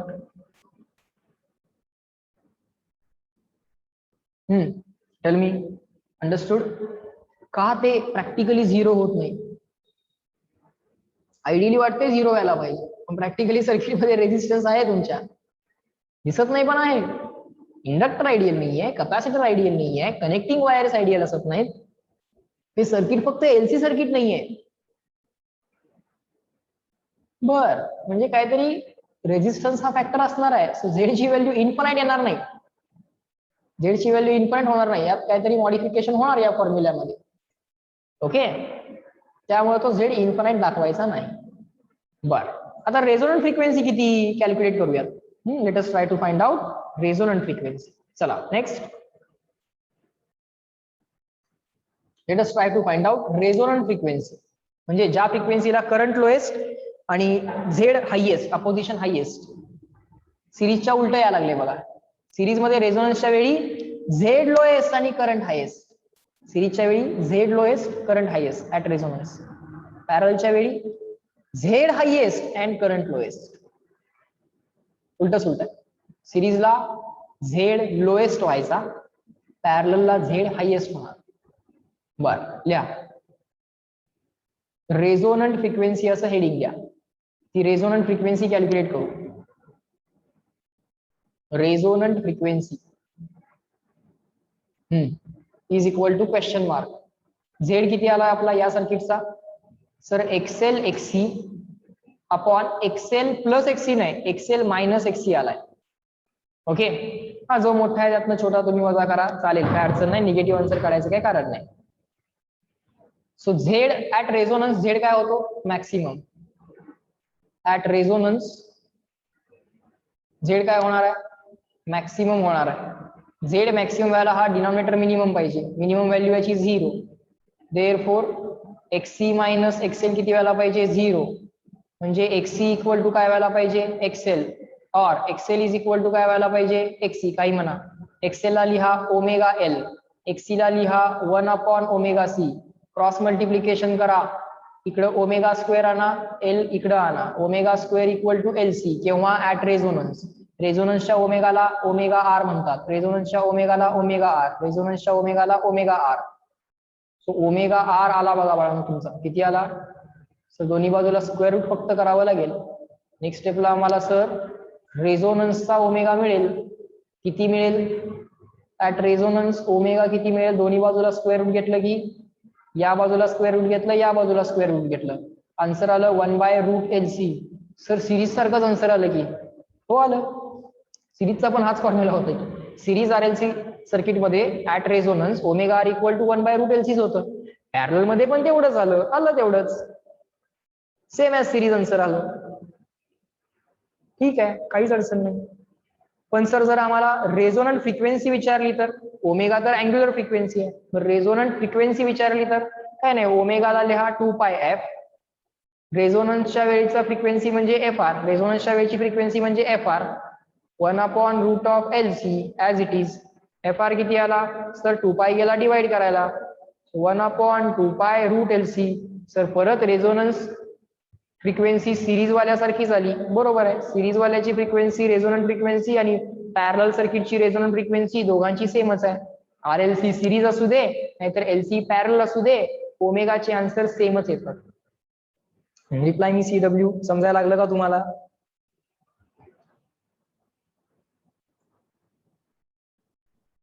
पॅरलल LC सर्किट, त्याचा रेझोनन्स, त्याची रेझोनंट फ्रिक्वेन्सी, झेड मॅक्स होतोय की मीन होतोय, करंट मॅक्स होतोय की मीन होतोय, ते ऍक्सेप्टर सर्किट आहे की रिजेक्टर सर्किट आहे, हे सगळे पॉइंट्स बघितले आपण आता, ते पण थोड्याच वेळात. चेक करा. अप टू दिस रिप्लाय मी विचार बॉक्स CW. अडचण असेल विचारा, डाऊट असेल विचारा.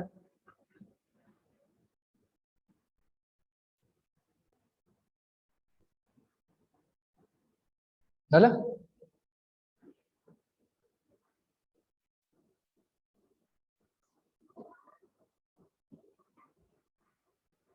गुड. एव्हरीवन.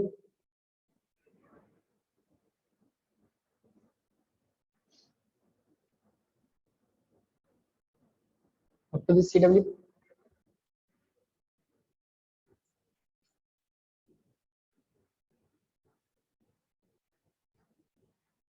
झालंय. पुढं क्वेश्चन सॉल्व्ह करू एक याच्यावरती based.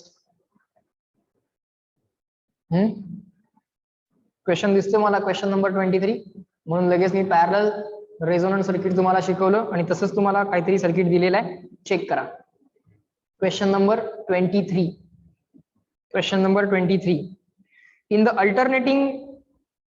In the circuit, alternating current is in the alternating circuit shown in the following figure. The current through the inductor and capacitor are, inductor मधला करंट दिलाय म्हणजे RMS करंट दिला असेल 1.2 एम्पियर, अँड कॅपॅसिटर मधला current दिलाय, तर करंटची value सांगताय, अल्टरनेटिंग करंट आहे, ही व्हॅल्यू सांगताय म्हणजे तुम्ही RMS व्हॅल्यू सांगताय किंवा इफेक्टिव्ह व्हॅल्यू सांगताय. इफेक्टिव्ह व्हॅल्यू म्हणजेच RMS व्हॅल्यू. हा 1 एम्पियर आहे, हा 1.2 एम्पियर आहे. The current drawn from the generator is, म्हणजे सप्लायने दिलेला करंट किती. द करंट या the current drawn from generator in the bracket supply, generator म्हणजे AC सप्लाय, इज, सप्लायने दिलेला करंट किती असेल. बर, inductor, capacitor, AC generator, inductor झाला, कॅपॅसिटर झाला, एसी जनरेटर. सप्लायला दिलेला करंट किती असेल? RMS current. इंडक्टर मधला आरएमएस करंट दिलाय, कॅपॅसिटर मधला आरएमएस करंट दिलाय. डायरेक्ट एडिशन चालत नाही, ऑलरेडी सांगितलंय.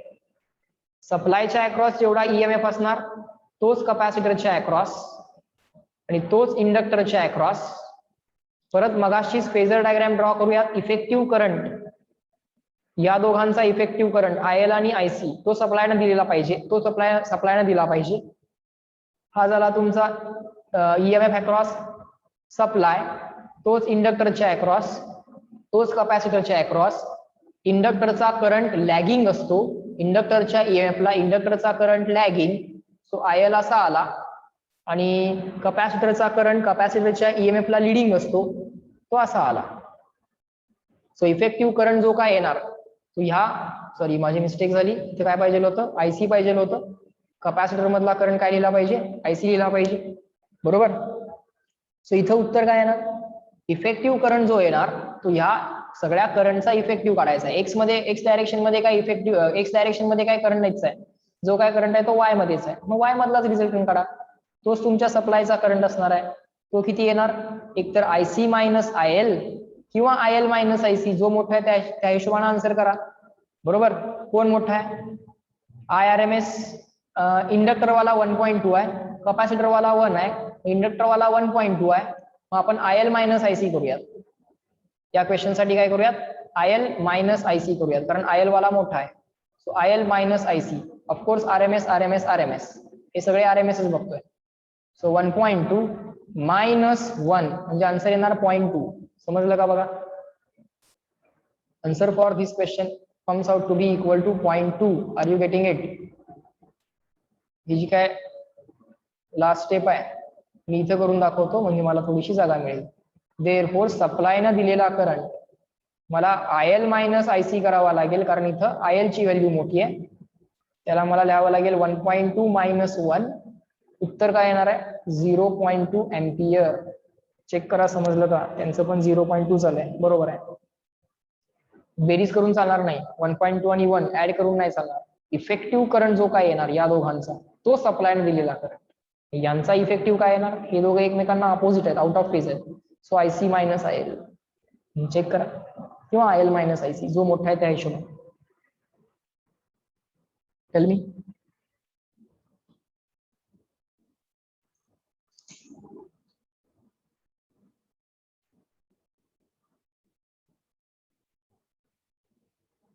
Everyone, is this question clear to all of you? Question number 23. Check करा, सांगा.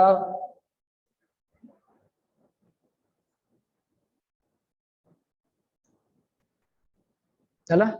आलं लक्षात? पॅरलल रेझोनंट सर्किट शिकवलं होतं, त्यामुळे हे पटकन झालं. फेजर डायग्राम कडून पटकन क्वेश्चन सॉल्व्ह झाला. आणि पॅरलल रेझोनंट सर्किटचे फॉर्म्युले पाठ केले की अशा टाइपचे क्वेश्चन इझिली करू शकाल. चला पुढे, नेक्स्ट क्वेश्चन नंबर 24 बघा.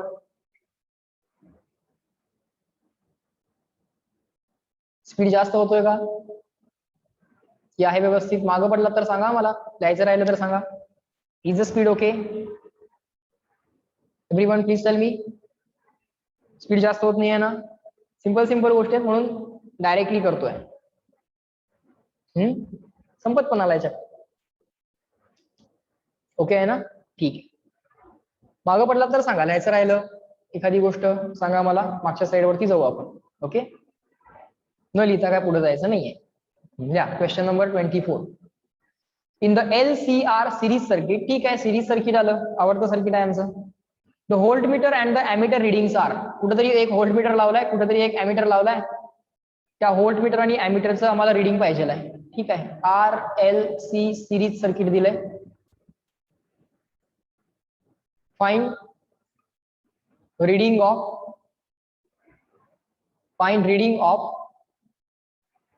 Ammeter and voltmeter.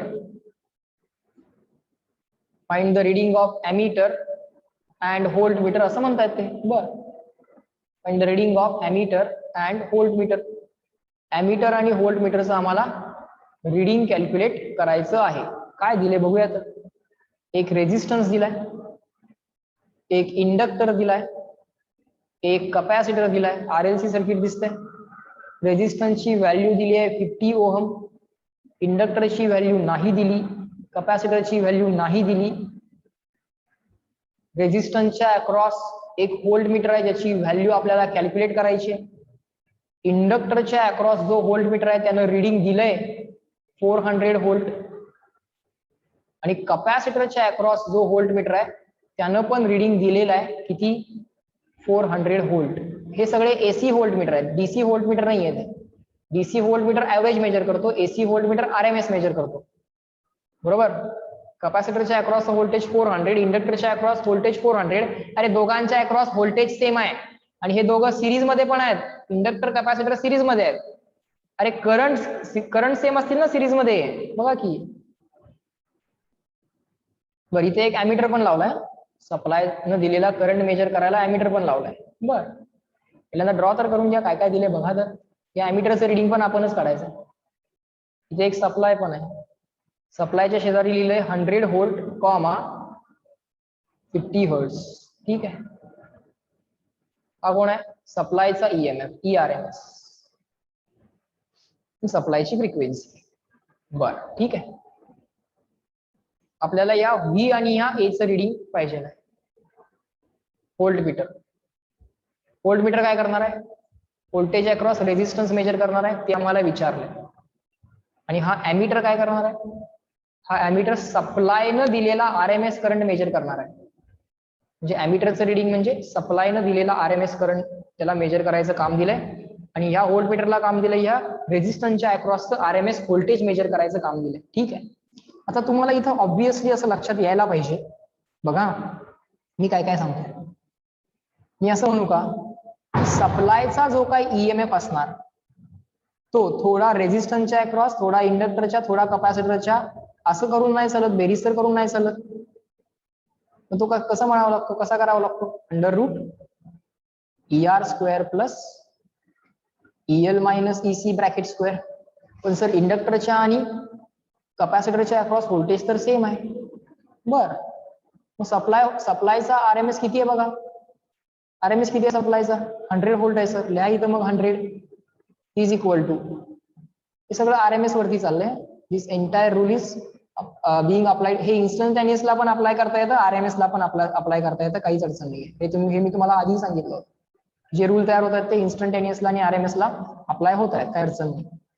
So RMS voltage of the supply किती दिलंय, 100. RMS व्होल्टेज अक्रॉस रेझिस्टर जे आहे ER² प्लस EL किती आहे 400, इंडक्टरच्या अक्रॉस 400 मायनस कपॅसिटरच्या अक्रॉस 400. बर, हे 400 ला 400 कॅन्सल, म्हणजे उत्तर किती आलं,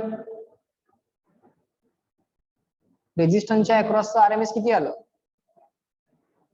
दोन्ही बाजूला स्क्वेअर रूट घेतले, ER चा स्क्वेअर रूट ER² चा स्क्वेअर रूट ER, आन्सर आलं 100. बर, झालं की. हेच तर तुमचं RMS व्होल्टेज अक्रॉस रेझिस्टर आहे. ER म्हणजेच काय आहे, EMF म्हणा, काही लोक रेझिस्टन्स म्हणतात. This is the RMS voltage across the resistor. तेच तुमच्या व्होल्ट मीटरचं रिडिंग असणार आहे V. किती येणार आहे ते, 100 व्होल्ट येणार आहे. कळले का, जरा चेक करा. हा फॉर्म्युला तुम्हाला ऑलरेडी माहिती आहे for series RLC circuit, E equal to √ER² plus EL minus EC bracket square. जसा Z चा फॉर्म्युला आहे तसाच E चा फॉर्म्युला आहे. Up to this reply in the chat box clear and written. हे सगळं समजून घ्या, लिहून घ्या, आणि मग मला सांगा व्होल्ट मीटरचं रिडिंग कळालं का, टेल मी.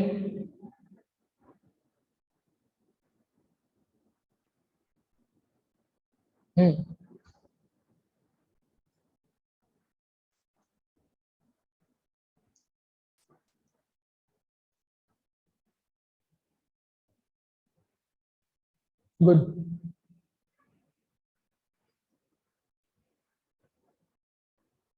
बर, आता काय करायचंय, सप्लायनं दिलेला करंट कॅल्क्युलेट करायचा आहे, म्हणजेच अॅमीटरचं रिडिंग कॅल्क्युलेट करायचं आहे. करूयात, चला नेक्स्ट पेज वरती. सप्लायनं दिलेला RMS करंट म्हणजे सप्लायचा EMF अपॉन सप्लायला झालेलं अपोजिशन. सप्लायचा EMF किती आहे सर, सप्लायचा EMF 100 व्होल्ट आहे. सो सप्लायचा EMF 100 व्होल्ट अपॉन सप्लायला झालेलं अपोजिशन. सिरीज RLC सर्किट असेल तर R² plus XL minus XE bracket square, बरोबर. सर आर ची व्हॅल्यू जर दिली आहे, एक्सएल एक्सई माहित नाहीये, काय करूयात? अगदी सिंपल आहे. काय करायचं मी तुम्हाला सांगतो, समजून घ्या. याच्या अक्रॉस आणि याच्या अक्रॉस व्होल्टेज सेम देऊन ठेवलंय. बरं, करंट तर ऑलरेडी यांच्यामध्ये सेम असणार आहे, कारण हे सिरीज सर्किट आहे. हा जो RMS current given by the supply आहे, तोच रेझिस्टन्स मधनं, तोच इंडक्टर मधनं, तोच कपॅसिटर मधनं जाणार आहे. मग इंडक्टर आणि इंडक्टर आणि कपॅसिटर मधला करंट सेम आहे, दोघांच्या अक्रॉस व्होल्टेज सेम आहे. अरे मग त्यांचे अपोजिशन्स पण सेम असतील, एक्सेल आणि एक्सी इक्वल असतील. बोला यस नो. हे समजलं का? दोघांमध्ये करंट सेम आहे, दोघांच्या अक्रॉस व्होल्टेज सेम देऊन ठेवलंय, तर दोघांचे सुद्धा अपोजिशन्स म्हणजे एक्सेल आणि एक्सी सेम असतील. Yes no, tell me. Current same series मध्ये आहेत, व्होल्टेज सेम देऊन ठेवलेले आहेत, अपोजिशन सेम यायला पाहिजेत, एक्सेल एक्सी इक्वल यायला पाहिजे. ओके, सो ती फॅक्ट बाळांनो लिहा.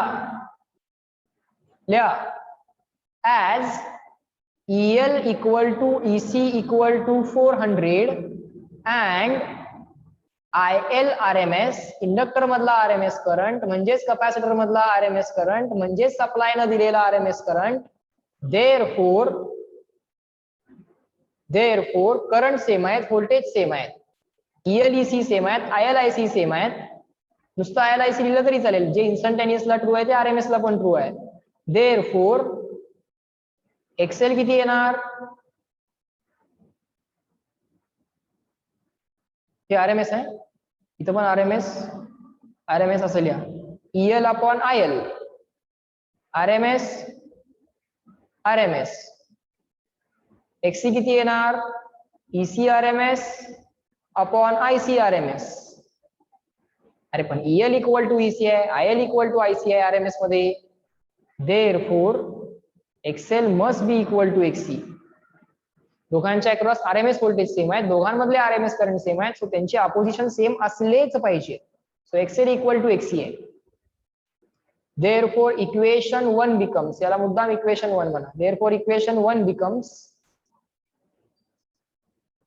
IRMS इज इक्वल टू, आणि मी तुम्हाला सांगितलंय एक्सेल इक्वल टू एक्सी झाला की रेझोनन्स. मग सिरीज सर्किट असू दे नाहीतर पॅरलल सर्किट असू दे, सिरीज सर्किट असू दे नाहीतर पॅरलल सर्किट असू दे, एक्सेल इक्वल टू एक्सी झाला की रेझोनन्स. आणि रेझोनंट ओमेगा काय येतोय? 1 अपॉन रूट LC. आणि रेझोनंट एफ काय येतोय? 1 upon 2 pi root LC. Resonant frequency F म्हटलं की 1 upon 2 pi root LC, resonant omega म्हटलं की 1 बाय रूट LC. आणि दोघांना कंडिशन, मग ते सिरीज सर्किट असू दे नाहीतर पॅरलल LC सर्किट असू दे, दोघांनाही कंडिशन काय आली होती आठवत असेल तर तुम्ही सांगू शकाल की एक्सेल इक्वल टू एक्सेलच आली होती दोन्ही केसमध्ये. लक्षात ठेवा, हा ब्रॅकेट 0 होणं गरजेचं असतं. मग ते सिरीज सर्किट असू दे नाहीतर पॅरलल. जेव्हा एक्सेल मायनस एक्सी 0 होतो तेव्हा रेझोनन्स होतो. मग त्यासाठी एक्सेल आणि एक्सी इक्वल पाहिजेत, मग ते सिरीज रेझोनन्स असू दे नाहीतर पॅरलल. सो IRMS किती येणार? 100 upon root of R square plus, पण सर एक्सेल आणि एक्सी इक्वल आहेत कारण इंडक्टर आणि कपॅसिटरच्या अक्रॉस EMF सेम आहेत, दोघंही सिरीज मध्ये आहेत, सो करंट पण सेम आहेत. Same voltage same current, so opposition पण सेम येतील. एक्सेल आणि एक्सी इक्वल असतील, सो त्यांची subtraction 0 because XL is equal to XC. Therefore supply न दिलेला RMS current square root of R square म्हणजे R ची व्हॅल्यू किती दिली आहे बघा सर. R ची व्हॅल्यू क्वेश्चन मध्ये 50 ओहम दिली आहे. The value of R is given 50 in the question. So write that value 50 here. You will get the answer as 2 ampere. पण बाळ हेच जे काय आरएमएस करंट सप्लाय ना दिलाय तेच तुमच्या ऍमीटरचं रीडिंग आहे. किती येणार ते? 2 एम्पियर. स्मॉल ए चेक करा, लक्षात आलं का? Up to this write down, understand this and reply in the chat box clear and return. बघा येते का लक्षात? इंडक्टर ॲमीटर आणि व्होल्ट मीटरचं रीडिंग विचारलं होतं.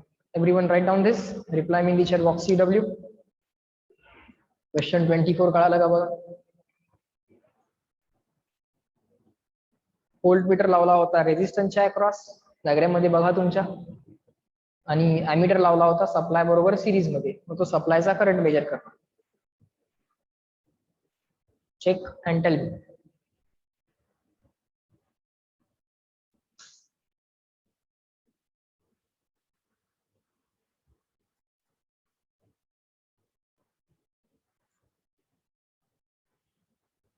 झालं?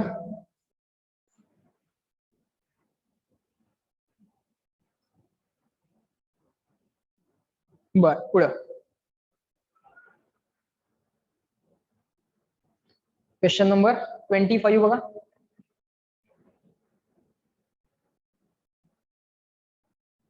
Check the question number 25. Which of the following curves correctly represent the variation of capacitive reactance versus the frequency or with frequency? Graph draw करायचा आहे. 4 ऑप्शन्स आहेत. कुठला ऑप्शन करेक्ट आहे तुम्ही सांगा. एक्सी वर्सेस फ्रिक्वेन्सी ग्राफ. पहिला स्ट्रेट लाईन ग्राफ आहे. कॅपॅसिटिव्ह रिएक्टन्स आणि फ्रिक्वेन्सी. दुसरा ग्राफ आहे स्ट्रेट लाईन कमिंग डाऊन. एक्सी versus frequency.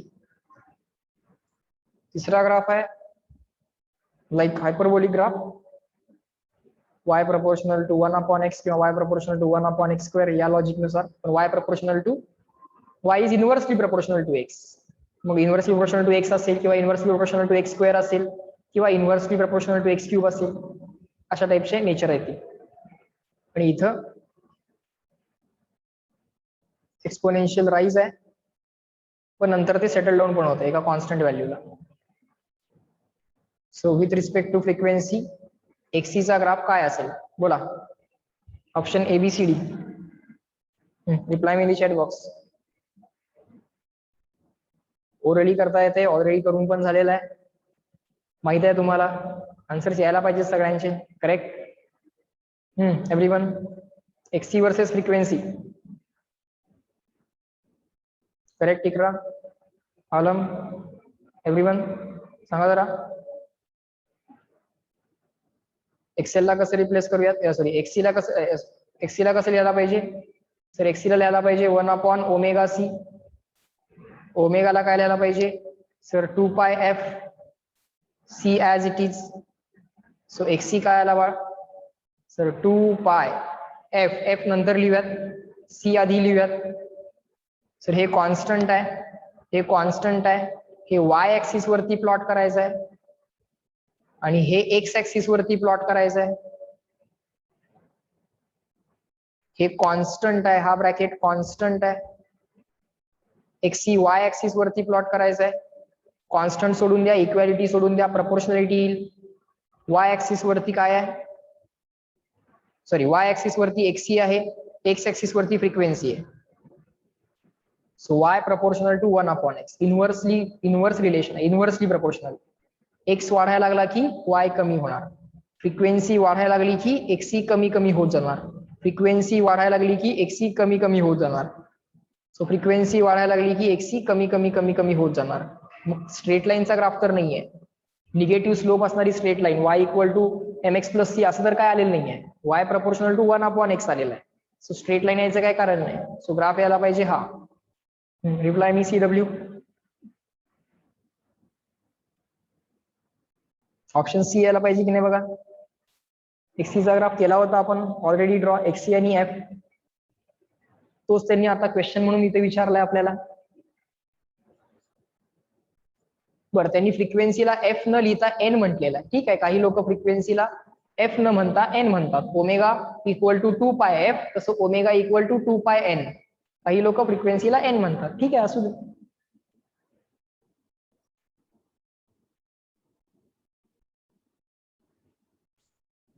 Option A is graph for XL and F. बरोबर. ऑप्शन 1 कशासाठी आला असता, एक्सेल साठी आला असता. इथे एक एक्स्ट्रा पॉइंट करूयात. एक्सेल साठी काय आला असता, एक्सेल साठी काय आला असता, ओमेगा एल आला असता सर. म्हणजे एक्सेल ला काय लिहिता आलं असतं, 2πf × L लिहिता आलं असतं. हा एल पहिल्यांदा लिहा, एफ नंतर लिहा. 2 pi L into F. So XL ultimately काय झाला 2 पाय एल जो कॉन्स्टंट आहे इंटू हा एफ हा तुम्हाला एक्स ऍक्सिस वरती प्लॉट करायचा आहे, हा तुम्हाला वाय ऍक्सिस वरती प्लॉट करायचा आहे. Okay so Y is equal to some constant into X, Y equal to M X आणि स्लोप पॉझिटिव्ह आहे. Y equal to M into X, X axis वरती फ्रिक्वेन्सी, वाय ऍक्सिस वरती XL. So Y equal to M into X, Y equal to M X आणि positive slope, Y equal to M X आणि positive slope म्हणजे ही line. त्यासाठी option 1 आला असता. तो एक्सेल वर्सेस फ्रिक्वेन्सीचा आला असता, एक्सी वर्सेस फ्रिक्वेन्सीचा नाही. बरोबर. आणि ऍट रेझोनन्स मी तुम्हाला सांगितलं एक्सेल आणि एक्सी दोघंही इक्वल होतात. ते कुठलंही सर्किट असू दे, सिरीज आरएलसी सर्किट असू दे नाहीतर पॅरलल एलसी सर्किट असू दे. एक एक्स्ट्रा. ओके बर. आता एक फायनल क्वेश्चन आहे 26, तो पण कव्हर करू. बघूया काय काय दिलेलं असतं, काय काय विचारलेलं असतं. लिहा question number 26. when 100 volt DC is applied across the solenoid, solenoid म्हणजे कॉइल, त्याच्या अक्रॉस काय केलं डीसी अप्लाय केला 100 व्होल्टचा. बर.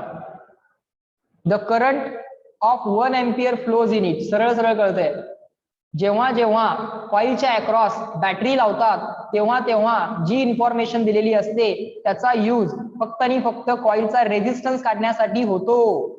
येते का लक्षात. सो या कॉइलला काहीतरी रेझिस्टन्स असणार, म्हणजे या कॉइलचा रेझिस्टन्स इज इक्वल टू बॅटरीचा ईएमएफ अपॉन बॅटरीनं दिलेला करंट. आलं का लक्षात. ऑलवेज लक्षात ठेवा, जेव्हा जेव्हा कॉइलच्या अक्रॉस बॅटरी लावतायत आणि करंट सांगतायत तेव्हा कॉइलचा रेझिस्टन्स जो काय असणार तो कसा येणार, ह्याला रेझिस्टन्स पण आहे याला इंडक्टर पण आहे, पण याचा जो काय रेझिस्टन्स आहे तो कसा काढणार बॅटरीचा ईएमएफ अपॉन बॅटरीचा करंट. ओके. कारण इथं आता एसी सप्लाय नाही दिला, डीसी सप्लाय दिलाय. सो जेव्हा जेव्हा इंडक्टरला बॅटरी लावतात आणि करंट मेजर करतात त्याचं कारण असतं की तुम्हाला या इंडक्टरला जी काय इंडक्टरची जी काय कॉइल आहे त्या कॉइलचा रेझिस्टन्स कळावा. बर. बॅटरीचा ईएमएफ अपॉन बॅटरीने दिलेला करंट. सो इंडक्टरच्या कॉइलचा रेझिस्टन्स कळाला. ओके. देअरफॉर पटकन लिहून टाकूयात रेझिस्टन्स ऑफ कॉइल. कॉइलला रेझिस्टन्स असणार आहे, रेझिस्टन्स पण आहे इंडक्टर पण आहे, पण इंडक्टर डीसीला अपोज करत नाही, मग इंडक्टरचा विचार सोडून द्या. पहिला प्रश्न रेझिस्टरचा, ते रेझिस्टन्सची व्हॅल्यू तुम्हाला पटकन काढता येईल कारण करंट तुम्हाला दिलेला आहे. बॅटरीचा ईएमएफ अपॉन द रेझिस्टन्स करा करंट मिळेल, किंवा बॅटरीचा ईएमएफ अपॉन करंट करा रेझिस्टन्स मिळेल. So resistance of the coil पटकन मिळाला आम्हाला 100 ओहम. पुढे आणखीन काय इन्फॉर्मेशन दिली आहे. when the 100 volt AC is applied, आता मात्र त्याच कॉइलच्या अक्रॉस, पण कॉइलला आता दोन पार्ट मध्ये काढावं लागेल, इंडक्टर पण आणि त्या कॉइलचा रेझिस्टन्स पण, कारण कॉइल प्रॅक्टिकल कॉइल आहे. कॉइलला डीसी जेव्हा अप्लाय केला तेव्हा काही इन्फानाइट करंट नाही गेला, इन्फानाइट करंट नाही गेला म्हणजे कॉइलला रेझिस्टन्स असणार की, मग तोच रेझिस्टन्स आम्ही इथं कॅल्क्युलेट केलाय. सो कॉइल काढताना आता रेझिस्टन्स पण काढावा लागेल, इंडक्टर पण काढावा लागेल. आणि आता काय करतायत ते 100 व्होल्टचाच एसी अप्लाय करतायत. 100 व्होल्ट म्हणजे नक्कीच हे काय असणार आहे सप्लायचं आरएमएस. फ्रिक्वेन्सी काय सांगितली आहे का, सांगितली आहे. When the 100 volt AC is applied across the same coil, पण त्याच कॉइलला आपण इंडक्टर आणि रेझिस्टर म्हणून लिहिलं. The current drops to 0.5 ampere. आधी 1 एम्पियर होता, पण आता सप्लायनं दिलेला करंट किती झाला 0.5 एम्पियर झाला. तोच करंट किती झाला 0.5 एम्पियर झाला. ठीक आहे. सप्लायनं दिलेला आरएमएस करंट आता चेंज झाला, तोच इंडक्टर मधनं जाईल, तोच रेझिस्टन्स मधनं जाईल. द करंट ड्रॉप्स टू म्हटलेला आहे, ड्रॉप्स बाय वगैरे नाही, ड्रॉप्स टू म्हणजे फायनल व्हॅल्यू डायरेक्टली दिली आहे. आता या सर्किट मधला आय आरएमएस तुम्हाला दिलेला आहे, किती दिलेला आहे 0.5 ampere. If the frequency of the AC source is 50 hertz, frequency of the AC source is 50 hertz, बरोबर. ERMS झाला, F झाला. The impedance and the inductance of the solenoid are, याच सोलेनॉइड कॉइलचा इम्पेडन्स इफेक्टिव्हली या circuit solenoid कॉइलचा impedance म्हणजे या सर्किटचा impedance equal to question mark म्हणजे Z equal to question mark impedance म्हणजे सर्किटचा जो काय बाळांनो झेड आहे तो is equal to question mark and inductance of the solenoid सोलेनॉइडचा इंडक्टन्स किती असेल तेही विचारलं. एल आणि झेड कॅल्क्युलेट करायचं. करूया. त्याआधी मला सांगा अप टू दिस सीडब्ल्यू अगदी सिंपल क्वेश्चन आहे. पहिल्यांदा कॉइलला डीसी अटॅच केलाय. कॉइलला डीसी अटॅच केला की पटकन कॉइलचा रेझिस्टन्स कॅल्क्युलेट करायचा. इंडक्टर काय डीसीला अपोज करत नाही, सो एक्सेलचा विचार करायची गरजच नाही. एक्सेलचा विचार तुम्हाला एसी मध्ये करावा लागतो, डीसी मध्ये नाही.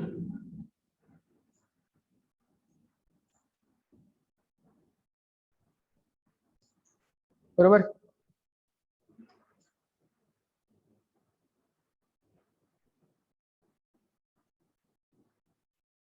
पुढं आता झेड कॅल्क्युलेट करणं फार सोपं आहे. झेड इज इक्वल टू काय ERMS upon IRMS, supply EMF upon supply current.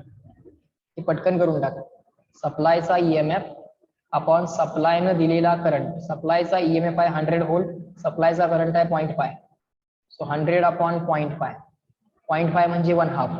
1/2 न डिवाइड, 1/2 न डिवाइड म्हणजे 2 न मल्टिप्लाय. आन्सर येणार 200 व्होल्ट. व्होल्ट कसं येईल? झेड काढलाय, ओहम यायला पाहिजे. चेक करा.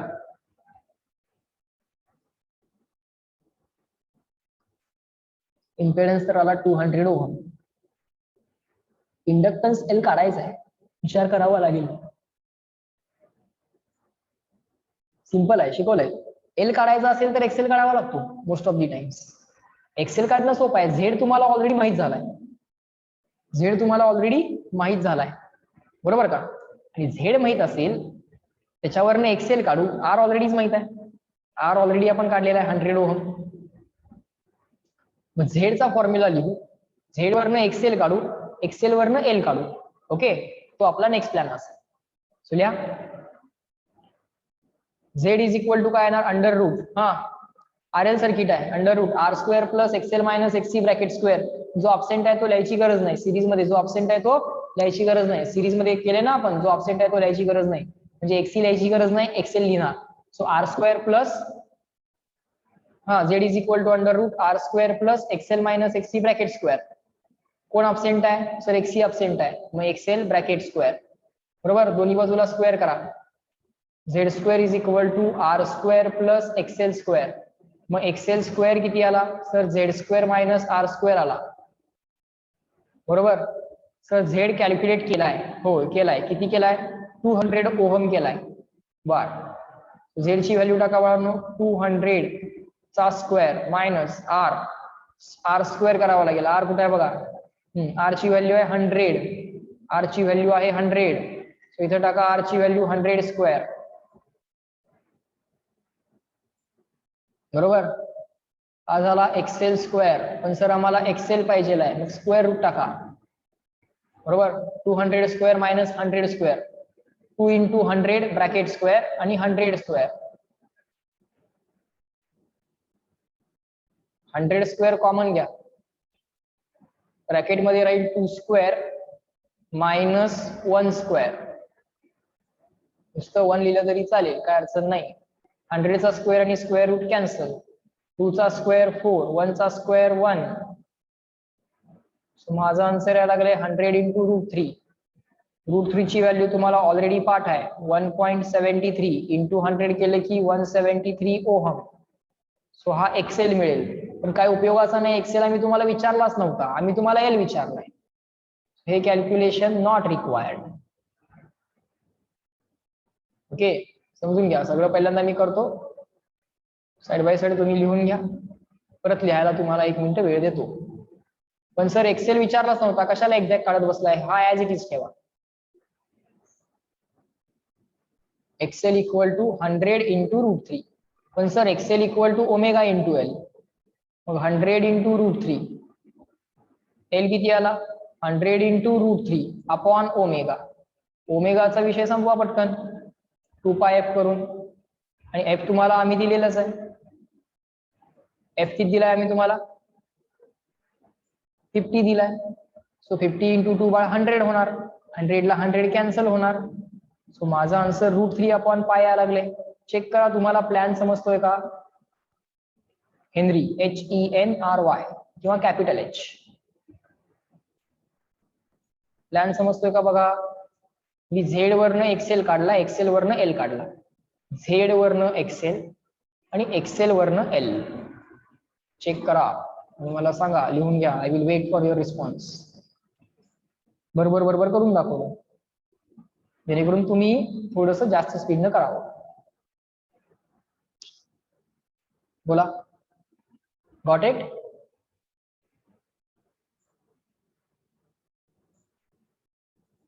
एव्हरीवन बघा.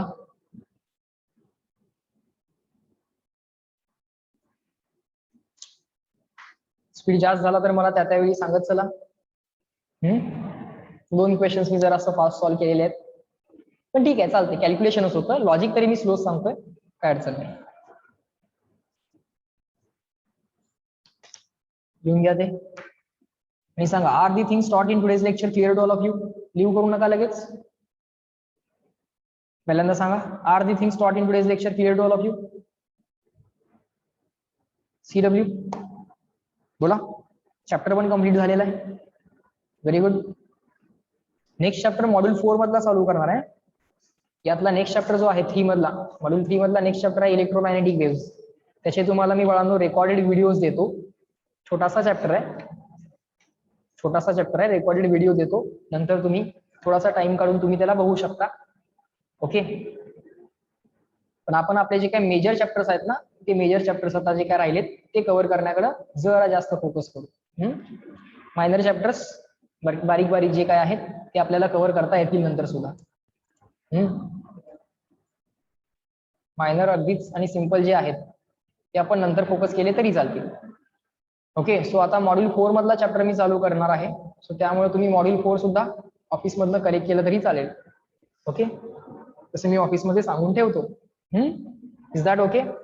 Everyone reply me in the chat box. Is the instruction clear to all of you. Next chapter मी मॉड्यूल 4 मधला चालू करणार आहे. ओके. सो मॉड्यूल 4 तुमच्याकडे असणं एक्सपेक्टेड आहे. चालेल, ठीक आहे. In this lecture we will stop at this point. Remaining things we will see in the next lecture. Next chapter we will start from the module number 4. Okay. चलो bye bye everyone. Complete the homework of alternating current. तो homework उद्या येताना तुम्ही check करून पण घेणार आहात. AC चा होमवर्क आणि रिव्हिजन चॅप्टरचा होमवर्क मॉड्यूल मधला चेक करून घ्या. आणि AC चा जर आता तुमचा बोर्डचा होमवर्क राहिला असेल तर तेवढा पटकन कंप्लीट करून घ्या, कारण AC ची बोर्ड वाली टेस्ट ट्यूसडेला इव्हिनिंगला असणार आहे. Tuesday evening there will be alternating current board test. Okay. Fine. So in this lecture we will stop at this point. Let me end the lecture. Chalo, bye bye everyone. Good day.